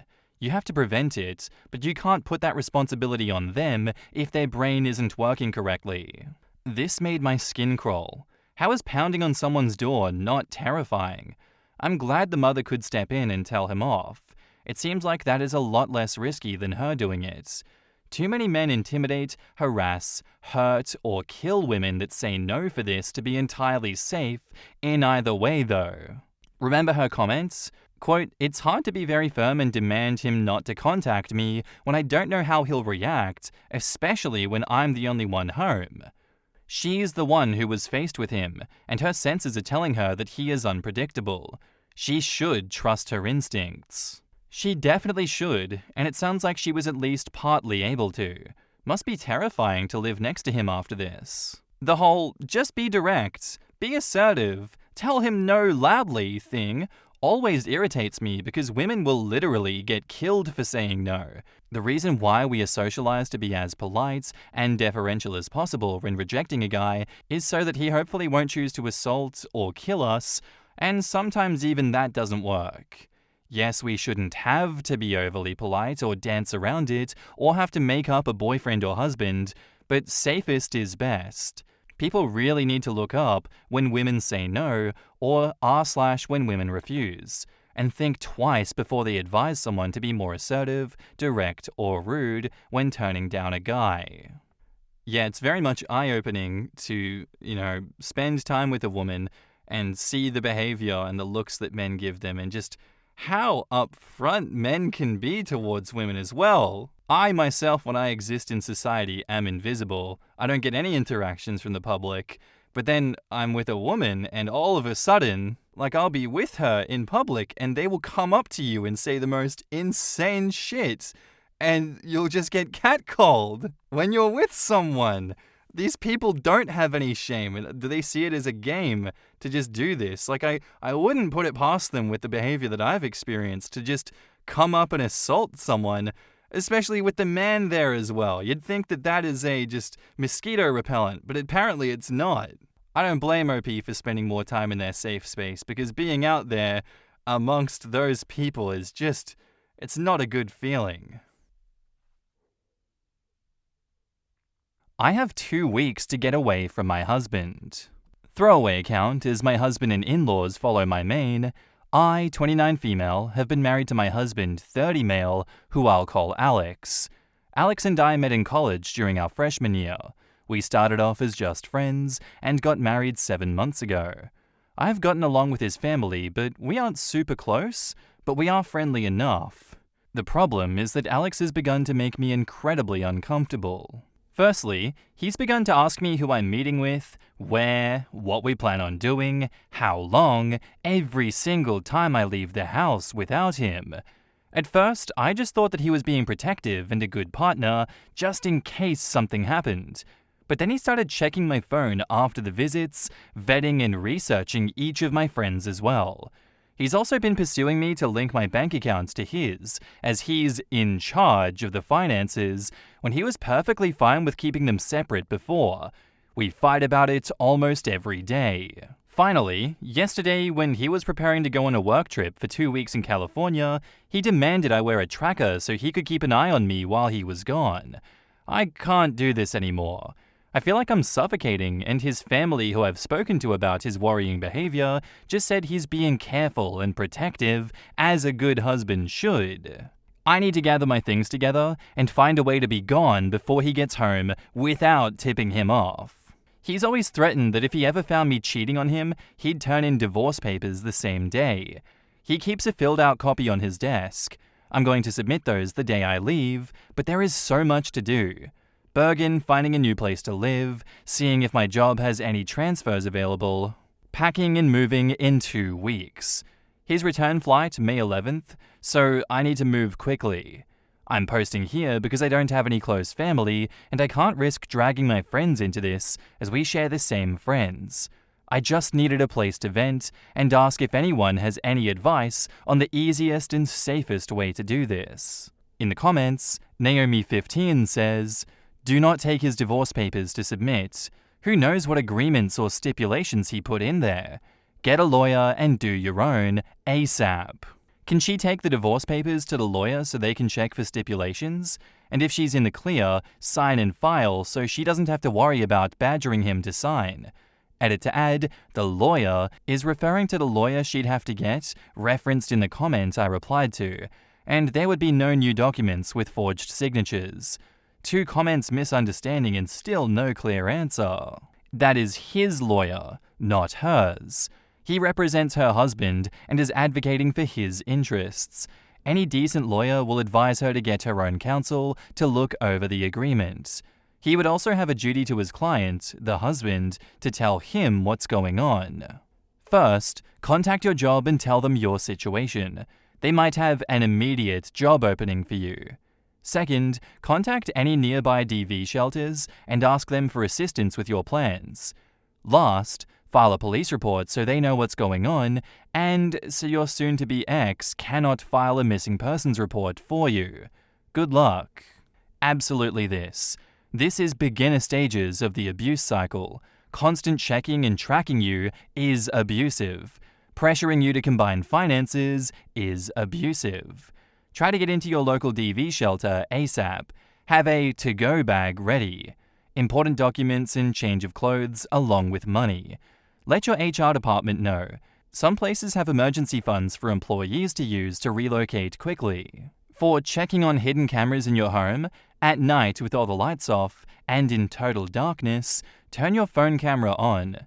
Look through the screen as you walk around your home and look for any red to purple dots all around the rooms. My DirecTV remote that I practice with, pointing the end of it and pressing buttons, gave off 2 little purplish red dots as a practice run. Go around the rooms and bathrooms and point your camera everywhere, including the smoke detectors. If you see a light, whether it's flashing or not, especially any knickknacks, new clocks, phone chargers, plush toys, etc., then you've found your cameras. In the bathroom, especially take a look at the bathroom fan on the ceiling fan, take the grate off to look for a camera. Behind clothes too, in an open closet in your bedroom. You gotta do a sweep because if he's going as far as wanting you to wear a tracker, then you can assume he's already got cameras all over your home, especially since he knows he was going to be gone 2 weeks. Back up to the post, OP provides an edit. "Oh my god, you guys are amazing. I never even thought to not use his divorce papers. I'll check for cameras before I start any packing or prepping. I may also shred his divorce papers just in case and look into getting a lawyer for myself. I'm in a no-fault divorce state. That much I do remember will help. I'll update again when I know more. The tracker he wants me to use is a small clip to put on the belt or waistband. I'll wear it unless I'm going to do something related to me leaving. No pets yet, thankfully." I really like including some of these comments in situations like this because the one with the hidden cameras and checking with my phone, I would never have thought to do myself personally, but I really do hope that if anyone else is in a situation like this or knows anyone else, that these comments and tips can help them. I really feel for OP and I hope they do what everyone is suggesting they do so that they can leave this marriage and get away from this controlling man as fast as possible, but as safely as possible, and that things don't escalate.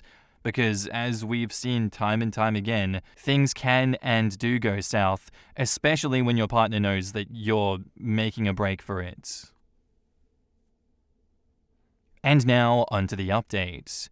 So I've gotten a lot of support and helpful advice, along with questions I thought I should clarify before I proceed with the update. Some asked why I'd be hiding things from Alex regarding going out and who I'm meeting with.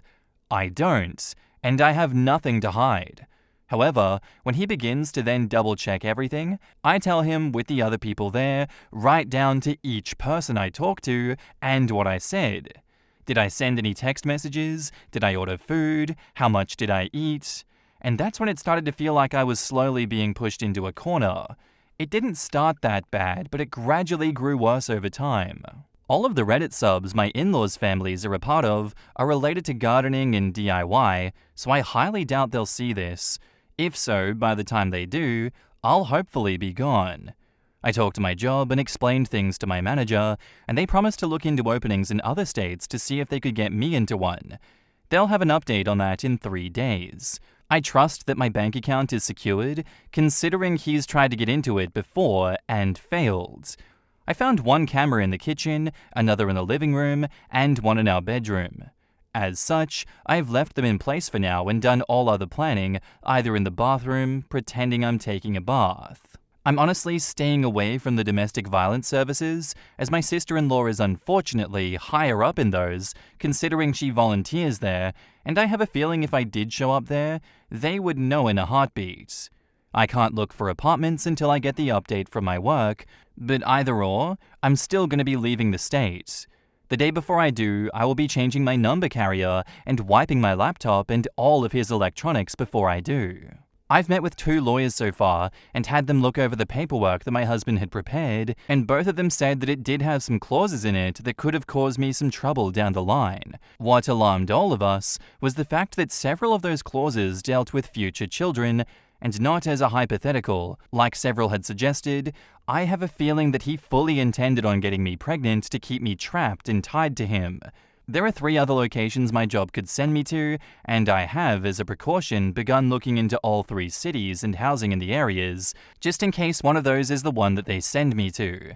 Even if they don't have an opening that they can push me into, then I'll just have to quit, move, and figure things out on my own. I have enough money to live and survive for a few months until I can pick up another job. Unfortunately, all of our friends and mutuals would likely be unaware of the consequences of saying or sharing anything I do or say with my husband. I don't have any surviving close family, and obviously my in-laws are not a good resource to rely on. I am on my own, unfortunately, other than the wonderful bonds that I've begun to make here. I will update again if I get more information or something else happens. Otherwise, all updates when my work gets back to me. I do plan on leaving before he returns though, just to make sure that I'm not anywhere near him at that time. In the comments, Aquavenitus says, "Forget the hidden cameras. The clauses he had written into the divorce papers are extremely troubling. God forbid you did sign those papers. I don't believe for a moment that your soon-to-be ex wouldn't have found a way to get you pregnant with or without your consent. I know you're pretending you didn't find the cameras, but I would change clothes either in the bathroom or in the closet. This way he can't threaten you with naked photos of you later on. Also, make sure all of your essential documents are on you just in case you leave quicker than you planned on leaving. I hope you hear back on the new location by tomorrow. The sooner the better." Yikes, your husband sounds like a psycho. I'm glad you're taking the steps to get out. I'm so sorry that you're going through this. I wish I could help you myself. Is there anyone at your work who can help set you up somewhere? Have you gone to the police and told them about the situation?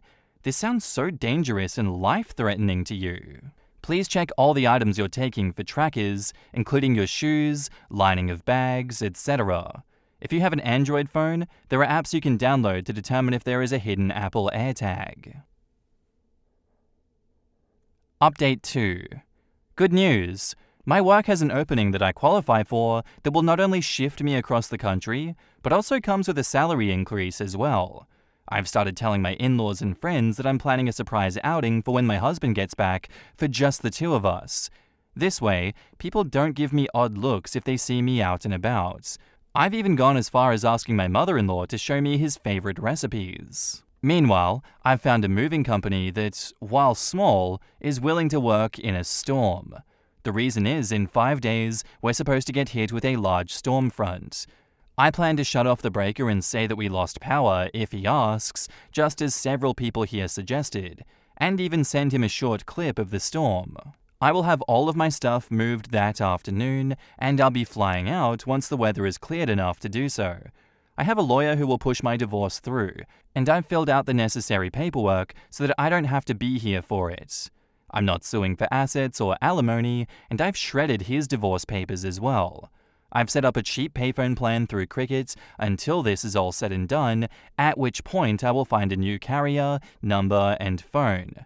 This one is being wiped and left behind. My laptop is provided by my work, and the IT department inspected it thoroughly, and it was clean, thankfully. No other electronic, aside from my laptop and new phone, will be coming with me. If Alex needs to talk to me, he can do it through my lawyer. Not sure if anything else will happen. My fingers are crossed that he doesn't think anything is amiss until after I leave, and I'm not turning the breaker back on when I do.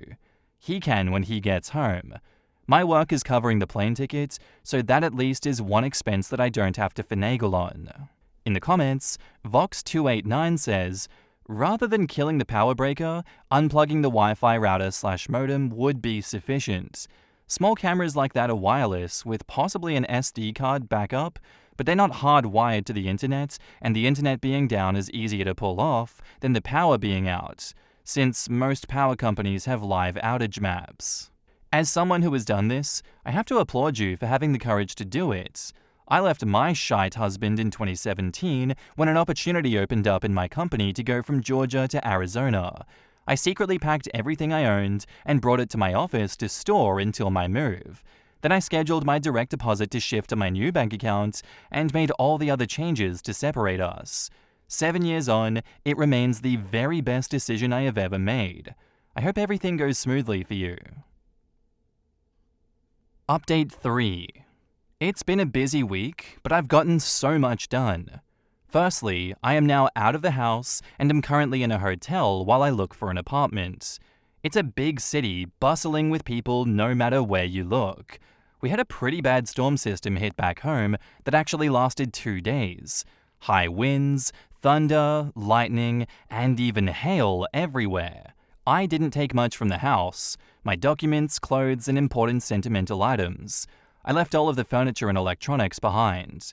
I cleaned the house top to bottom and took pictures on my phone so he couldn't claim that I damaged anything when I left. My lawyer has already started divorce proceedings, and my husband will be served on the 8th. His plane is due to land early morning, and the sheriff will be there at the house waiting for him. He is very much about public appearances and reputation.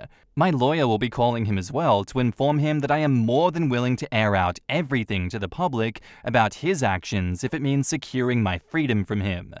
I will go to court as long as I must to get this pushed through. I haven't told our friends or his in-laws yet. I'll do that while he's on the flight to prevent him from getting wind of it before he's handed the divorce papers. I will be calling around and explaining why we are getting divorced to try and prevent him from twisting this into somehow being my fault.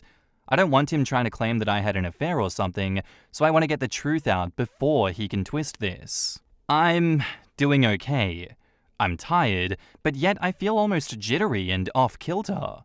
I keep looking over my shoulder and monitoring what I say, even when I don't really need to anymore. Hopefully that will fade soon. My work is covering the cost of the hotel, and I'm working on getting my other things in order. I also need to find a new GP, as I want to get a full test just to make sure that everything is okay. I don't know when my next update will be, probably when the divorce papers are filed, or if we have to go to court to push them through. I will try to keep my head up, but it feels like I'm in a whirlwind or something with so many things to do and think about. I kind of thought that it would be easier once I got out of the house, but while the fear is smaller, somehow the number of tasks only seems to have grown. In the comments, ThankTink says, "Hi OP, please make sure to tell all of your friends, family, colleagues from work, back and now, including those who offered you the new job, people you have any contracts with, etc., that there is a possibility he will ask about your new job or address. Tell them not to give anything away, not even the town or area that you move to, as if you stay with your company, it will be easy enough to find you there if he knows where to look. Warn everybody that he will maybe even call disguised as a well-meaning friend who wants to send important papers over, or as an old classmate, or that he may make a friend ask instead of him, possibly a female friend too, to make it sound harmless. Tell them you will not treat this as a minor thing if they let something slip. Tell him that he can contact you via your lawyer at any time, and please inform you about any attempt to get information. There is the possibility to get a PO box too, where important letters can be sent to, which reduces the chance of him finding out about your whereabouts. Let your lawyer tell him that you will take measures in case he attempts to stalk you. If there are any questions he wants to ask you, he can do that via your lawyer anyway. So there will be no need to even try to get your address, and that you will take any attempt to do this as a reason to call the police on him. Take care, and I hope the new job and new town are great. Update 4. Sorry I haven't updated for a while. Things got hectic and a bit chaotic, honestly. Firstly, I'm working on getting an apartment still, and have applications in at least 3 different places, and will hopefully hear back from them soon. I'm still going into work here at the new location, so I don't have to worry about burning through my emergency savings completely. I've gotten a lot of emails from Alex, his family, and our old friend group asking question after question. I have only sent one returned email to Alex, explaining that I don't believe that we are truly compatible, and it's best that we separate now. That his treatment of me when I'd done nothing to deserve as such was just as much of a deal breaker as cheating was for him. I ended the email with a statement that I would not be contacting him further, and anything else he needed to pass on to me, or vice versa, would be done through my lawyer. For his family and friends, I just typed up one email outlining everything that had happened and why I left. I told them that I wished them no ill will, but that such treatment of his wife and partner was not acceptable. That should Alex get remarried in the future, I wished they would help support both partners and not just Alex. Alex, from what my lawyer told me, was livid when he was served. The sheriff actually ended up booking him for assault on an officer and menacing due to the threats that he was shouting. His father bailed him out in a few hours, but with the testimony of the sheriff, my lawyer believes that I have a very good chance of getting a restraining order. Alex, upon returning to the house, apparently lost his temper again, breaking the dining table into pieces, as well as the TV, and putting several holes in the walls. At least that's what one of the emails from one of our friends reported, as Alex called him to help him clean up the mess. My lawyer already has pictures of the house I took, with timestamps as evidence that nothing had been damaged by me. My friend reported that Alex tried to claim that I'd been the one to trash the house, but the holes in the walls were at head height. Alex is 6'3" and I'm 5'4", so he knew that was false. Either way, taking the pictures definitely will help me. So again, thank you everyone here for the advice, because I never would have thought of that on my own. My work won't share details of where I am, as I do work with some higher-end clientele who value security, and that information won't be gossiped about, and no, I'm not some stripper or escort. I deal with contracts, notary, and business management, and as such, even if Alex tried to use my work to find me, he wouldn't succeed. In the comments, Annie Broccoli says, "Yikes, the fact he blew a fuse and started destroying things really is a red flag.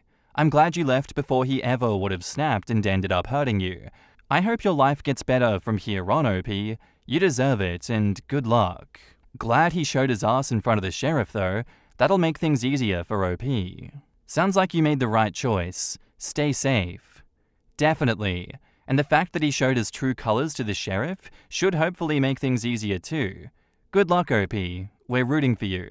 Yeah, this. If he had it in him to do that to a sheriff, it just goes to show what he could have done to you behind closed doors eventually. I'm so glad that you got out, and please stay safe. You got this. And now, onto the final update. It's been a little bit, and I thought I'd answer some questions before giving my update. It may be a while after this until things change. Firstly, no, I didn't bring my car. The public transport here is good enough to use without needing one. I have secured an apartment, and the building has good security. You need a keycard to enter, and there's a security guard at a desk right by the entrance to the building. As part of my contract, I gave them a photo of Alex and his family so that even in the off chance they do find me, they won't be let in. The responses I got from the emails varied. His family said I was overreacting and that I owe Alex an apology for the problems this has caused him. The pending criminal charges puts him at risk of losing his job if he's convicted. Alex sent a long email apologizing and pleading for me to come home. He said he was worried for me, that he's willing to go to therapy if it'll appease me. He wants us to remain together, and he didn't think that leaving was an appropriate response to his genuine concern and worry for my health and safety. The friends gave somewhat lacking replies, saying that they didn't think Alex was ever going to hurt me and that I shouldn't be letting my imagination run away wild. As much as I want to say I was surprised by the lack of support, I'm honestly not. He intends to fight the divorce. I'm letting my lawyer handle it, and I'm also pursuing a protective order as well. Once I got approved for my apartment, I also froze my credits. I've changed my phone carrier and number, as well as making sure none of my documents list Alex as next of kin or power of attorney. Some have asked why I was so paranoid about Alex and his possible future actions. The answer for that is actually somewhat simple. My grandmother. I loved that woman to bits. As a teen, she explained why my grandfather was never around. He was extremely abusive and manipulative, and her generation didn't allow divorce really. She wouldn't have been able to buy a house or get a good enough job to support her and my mother on her own. As such, she endured it, shielded my mum as she could until my grandfather died. When I felt like I may have been overreacting, I remembered how she'd always said that she'd always wished she'd been able to see grandfather for what he was early on, when she may have been able to annul the marriage. I don't know when I'll update again, maybe when the divorce goes through, or if something big happens, but until then, I'm just trying to keep my head above the water. In the comments, Big Bob C says, "Glad to hear you're doing well and are safely away from him. If you didn't mention it to the alleged friend group, I would send a follow-up that Alex threatened you with divorce regularly and had a filled-out set of divorce papers as a prop. He valued your marriage so little that he used the threat of ending your marriage as a tool to micromanage your personal behavior. You have taken that leverage away. As far as his alleged reasons for wanting to keep close tabs on you, it's common for cheaters to accuse their partners of the same, so get an STD test. You have no idea who or what he has been doing on his business trips." Replying just gives more fuel for Alex. Anything OP says, even to the friends, will get back to him. He will twist it and use it for his benefit. Not replying will piss him off because she's not giving him any control. He can't use what she says against her or gauge where she is emotionally, etc., so he can plan his next step. Not replying, not reacting, not giving any more information to anyone associated with him or anyone except her lawyer just to be safe, and having all communication go through her lawyer will make him seethe. By staying silent and healing and doing better, she is winning. But I hella agree with getting tested for all the things. Go get blessed by a holy person or sage yourself and your things just to get all of the ick out. Quote, "The friends gave somewhat lacking replies, saying they didn't think that Alex was ever going to hurt me, and that I shouldn't be letting my imagination run wild." This guy immediately assaulted an officer, punched holes in the wall, and destroyed furniture when things weren't going his way. Good thing that she's also getting rid of these friends too. I am so glad she got out. They're always such nice guys, right up until the point they kill someone. God bless OP's grandmother. She couldn't save herself from years of abuse, but she did her best for her daughter, and I have no doubt saved her granddaughter's life. My ex-stepfather was this huge guy with a major anger and addiction problem, but he was very charismatic and could be a lot of fun. I would tell my theater friends about how hard it was at home and how scary he was. One time, I threw a cast party after a show, and my stepdad loved parties. He'd really go all out and way overspend. Several of my friends literally said they don't believe what I said about him because he was such a cool guy and the life of the party. My mom got pretty much the same response from several of her friends when she had to get a restraining order against him a few years later. People really can't see the monster under the mask pretty often, not until it happens to them. His family thinking she's overreacting reminds me of listening to true crime shows. Nobody ever suspected anything. Just like they didn't think he would ever assault an officer or punch holes in the wall, they're still going by what they think of him instead of his actual actions. Am I the asshole here for not wanting to have my stepkids at my honeymoon? I, female 28, have been in a relationship with my fiancé Tyler, male 42, for the last 4 years. He has 2 kids from a previous marriage. Kids are 8.5-year-old boy and 11-year-old girl. His wife passed away when his youngest was 1 year old. He met me 3 years later. His kids are wonderful and lovely, and we get along great. We live together. I do everything for them since Tyler works long hours. They call me Mum, but they are aware who their real mum is. We have her pictures in their rooms, and Tyler talks about her to them all the time. We are planning our wedding. My father offered his condo in Hawaii to us so that we can enjoy our honeymoon there. It was a very kind and generous offer. When I told Tyler, he was so grateful. Then he said, "I bet the kids will have a blast." And I looked at him in disbelief and said, "Kids?" He said, "Yes, that's our honeymoon." Now, I don't want to be a mum on my honeymoon. We can go on plenty of family trips later, but this is our honeymoon. He said that I was honest with you from day one. I told you I'm a package deal. You can't just choose me and not my kids. I told him that I understand, but can they stay with your mum for 1 week? Just for our honeymoon. He got very frustrated and said that he couldn't believe how insensitive and selfish I was being. Am I the asshole here to expect to have a child-free honeymoon? 1. I was into him. I pursued him. I thought he was younger. He told me about his real age, his kids, his late wife from the first moment. He even said he would understand if I said no. I loved him. I loved how honest, kind, and caring he was. 2. Do I feel loved after giving him BJ? Yes, I do. He has a higher sex drive, so I just give him oral when he wants sex.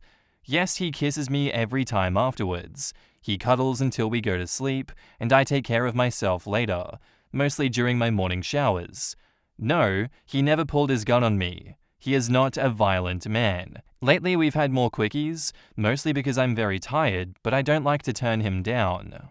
3. We don't have alone time or date nights. True, but it doesn't mean he doesn't say he loves me or he is not affectionate. 4. I decided to cancel everything. I don't think he's ready, and we need to have a serious talk. I also need to know if he can have kids, or he had a vasectomy. Either way, we are not ready to be married. In the comments, Simru B says, "You seem to be mum to his kids and partner second." I don't think that I need to think too hard about what the division of labor looks like in your household either.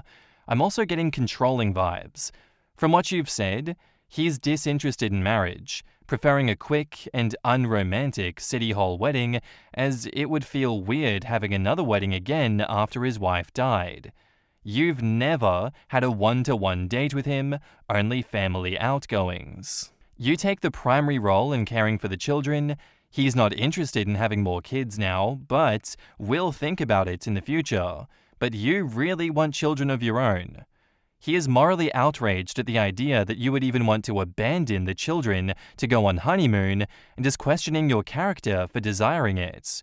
We don't know the ins and outs of your relationship, but from the snippets that you've shared beyond your initial "Am I the asshole here" post, you see the flags here, right? OP, he's not marrying you for you to be his wife. He's marrying you to be his live-in nanny. Do not marry him. You will never have a real relationship with your husband. He may even expect to divorce you once the kids are grown up and you're not needed anymore for their care.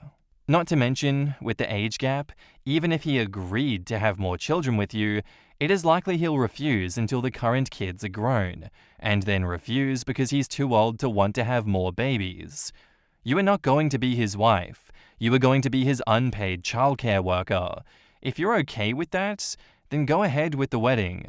Not the asshole. Is that even a question? It's honeymoon, not Thanksgiving. OP replies, He made me feel like I'm an evil stepmother who is excluding his kids. But it's our honeymoon. I don't want to worry about kids. Run. It's one thing to neglect your kids, and another to not realize that every environment is not appropriate for children to be involved. You will have further issues down the road regarding this, especially if you ever decide to have children with this man. He won't even hear you out, and you should be cautious about being with someone who could automatically cast you as an evil step-parent because you have boundaries. OP says, he knows I want to have kids eventually. He said he's not ready yet, but he will be eventually. I do feel like a villain now because I want a week to ourselves. Not ready yet? He's 42 with 2 kids.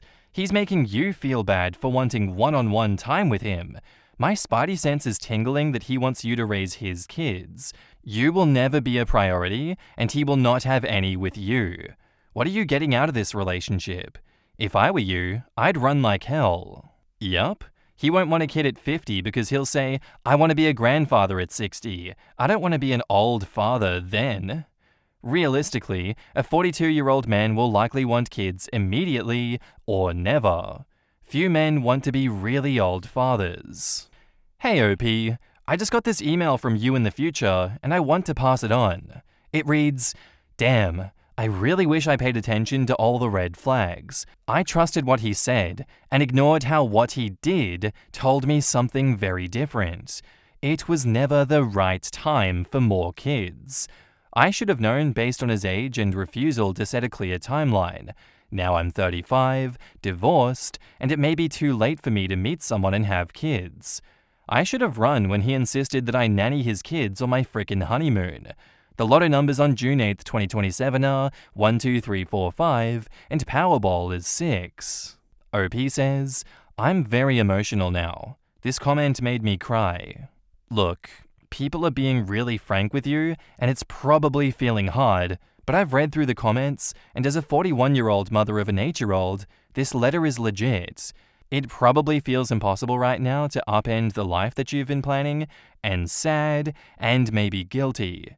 A lot of my friends in our 20s to 30s struggled to leave bad situations because they had a hard time admitting they'd been had. They're smarter than that, etc. So let me say, you still are smarter, and your friends and family will likely applaud you for getting out while it's easier to do so. I've seen lots of smart, strong women get caught up with crap men to varying levels of disaster, like everyone else here. It is horribly common.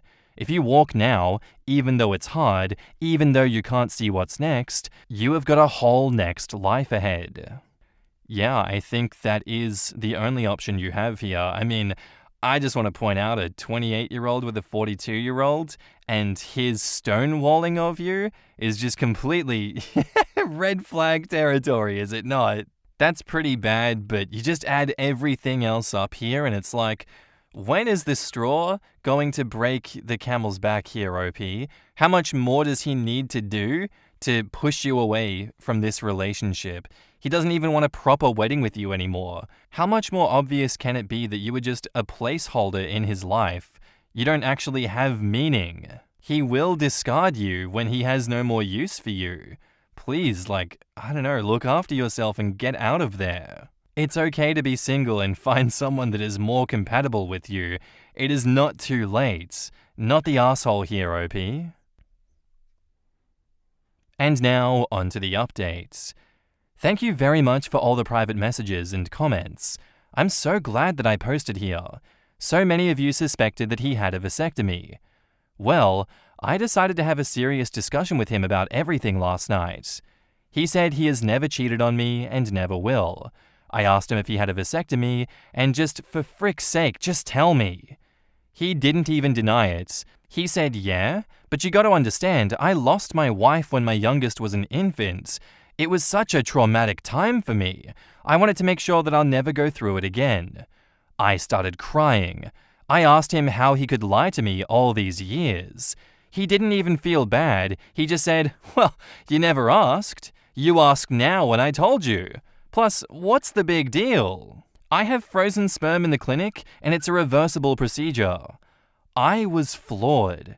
You saw me taking pills, yet you didn't mention it? He said, "Well, I thought you're taking pills because you have a heavy period." I couldn't believe that this man still blames me when he was the one lying to my face.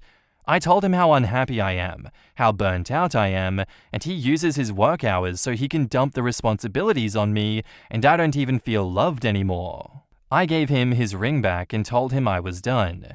He was shocked. At first he thought I was kidding, and then he saw me packing my clothes at 11 p.m, so he started arguing that I should just wait a little longer, so by December he will know about his job. After that, he will go to a fertility clinic and you will have your stupid baby. Then he started guilt-tripping me, saying stuff like his kids have already been traumatized once, how could I be so selfish and leave them? I didn't even bother answering. I left for my parents' place. He's been begging and saying he will change, he'll be more involved, and asking me to come back. You're their mom! Come back! We miss you! Ugh. I am mentally exhausted. I can't believe I have been so stupid. I'm gonna start finding a place for myself near my work. Thank you. In the comments, quote, "You will have your stupid baby?" How did you not fall into his arms after hearing that? But seriously, sounds like he was stringing you along. He wants you to replace his wife, not start your own life. Yeah, I heard that line and I was like, wow, at least his mask has slipped. The love bombing begins. The endless promises to change, how much he and the kids are missing you, how cruel you're being to them by leaving. He's going to do everything he can, say whatever he thinks will work, to bully you into going back. Leaving was the right thing to do, but staying away is going to be much, much harder. Tell your parents and your friends exactly why you've left and don't want to go back so they can support you in staying away from him. Don't be silent about this or feel ashamed. You deserve much better than this, and I hope you get it. OP replies, "That's exactly what he is doing. My parents think I overreacted and I should give him another chance. My parents love him and his kids. They keep saying what a nice guy he is. I can't believe they are taking his side. I need to find my own place ASAP." Honestly, be blunt with your parents. So, you guys love and are good with a man who lied to me throughout our relationship? You love and are good with the man who had me raising his kids whilst potentially denying me children of my own? You love and are good with the man who referred to your potential grandchild as a stupid baby? You love and are good with the man who didn't want to give me a wedding or do anything for me, who weaponized his kids and their loss as a family to try and control me, and who has broken my heart? Really? Tell me what's nice about any of that. Tell me why I should settle for any of that. Tell me why you were so willing to back that man over your own child. I am your daughter, and you should know me well enough to know that I would not walk away from a relationship unless I have a good reason. And he gave me plenty of reasons.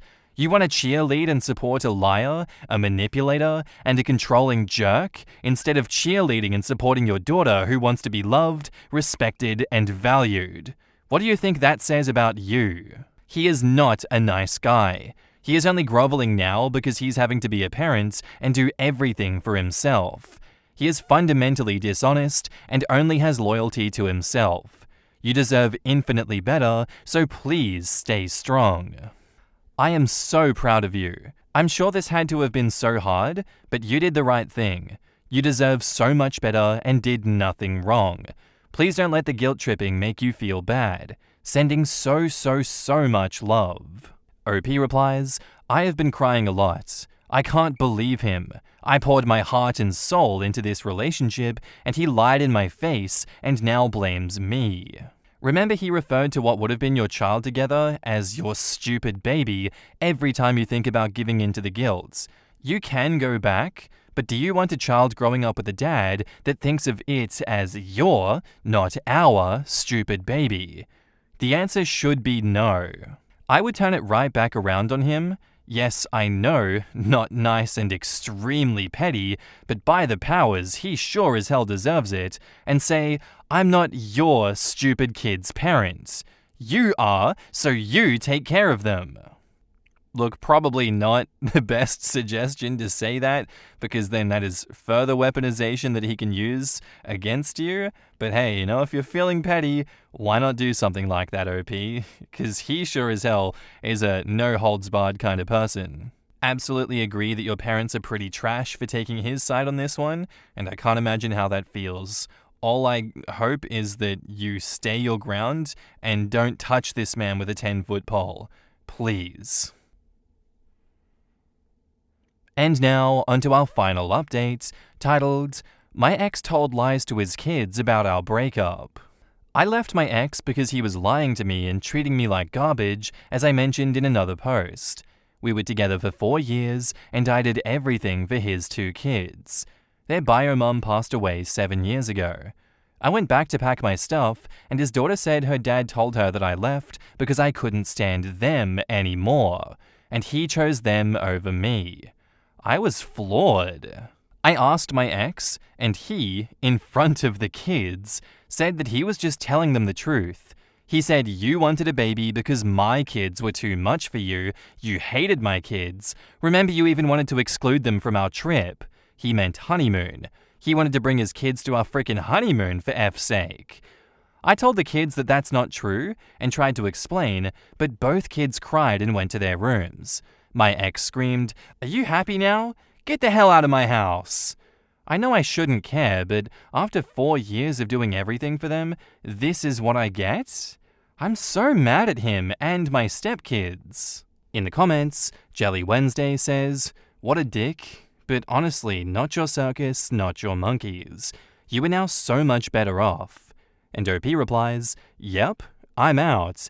Best of luck to you all. Hope the next girl has thicker skin than me. Oh wow, that's just... I really was hoping you would go after reading your earlier post, and I'm glad you did, but this is the literal worst way to handle a breakup on his end. To emotionally damage children who already lost their mother like this is just beyond sick, especially since he made himself out to be the hero somehow in this scenario. You were very right to walk away. He was using you. He clearly doesn't know how to love anyone if he could do this to his own babies. I feel bad for them, but you couldn't save them from him even if you stayed, and it's not worth losing yourself in the process. I am so sorry. OP replies, I just wish they knew I loved them and they were innocent. Our breakup had nothing to do with them. It was him. Him who lied in my face for 4 years and treated me like garbage. How's your relationship with his mum? Could you at least tell her? OP says, his mum reached out to me. She's really nice. I told her the reason and she just said, I don't know what to say. He was very happy with you and the kids loved you. We are sad that it's suddenly over. I just told you why, lady. Your son is a liar. So, she's an ostrich. You guys ever dislike someone so much that you can almost taste it? Yeah, that's where I'm at with that guy. Dude is so pissed he lost his bangmaid. He is beyond repulsive, and I feel sorry for his kids. Yes, such a shit father using his kids for emotional blackmail and giving them abandonment issues in the process. I am utterly disgusted that he upset his kids like that just to get at her. He doesn't love them. They are just burdens and pawns. Yeah, there was so many different ways that he could have managed this situation, but unfortunately, he never matured past the age of 12, and he's just leaving a trail of destruction in his wake. I wish there were more updates to this where you could get those girls into a healthier and safer environment, but unfortunately, that doesn't appear to be the case, and unfortunately, you will have to look after yourself and do what is best for you here, OP. Better late than never with things like this. At least now you can have a clean break, get the hell away from him, and live your life to the fullest because you deserve the best, and he deserves less than nothing. Let's be real.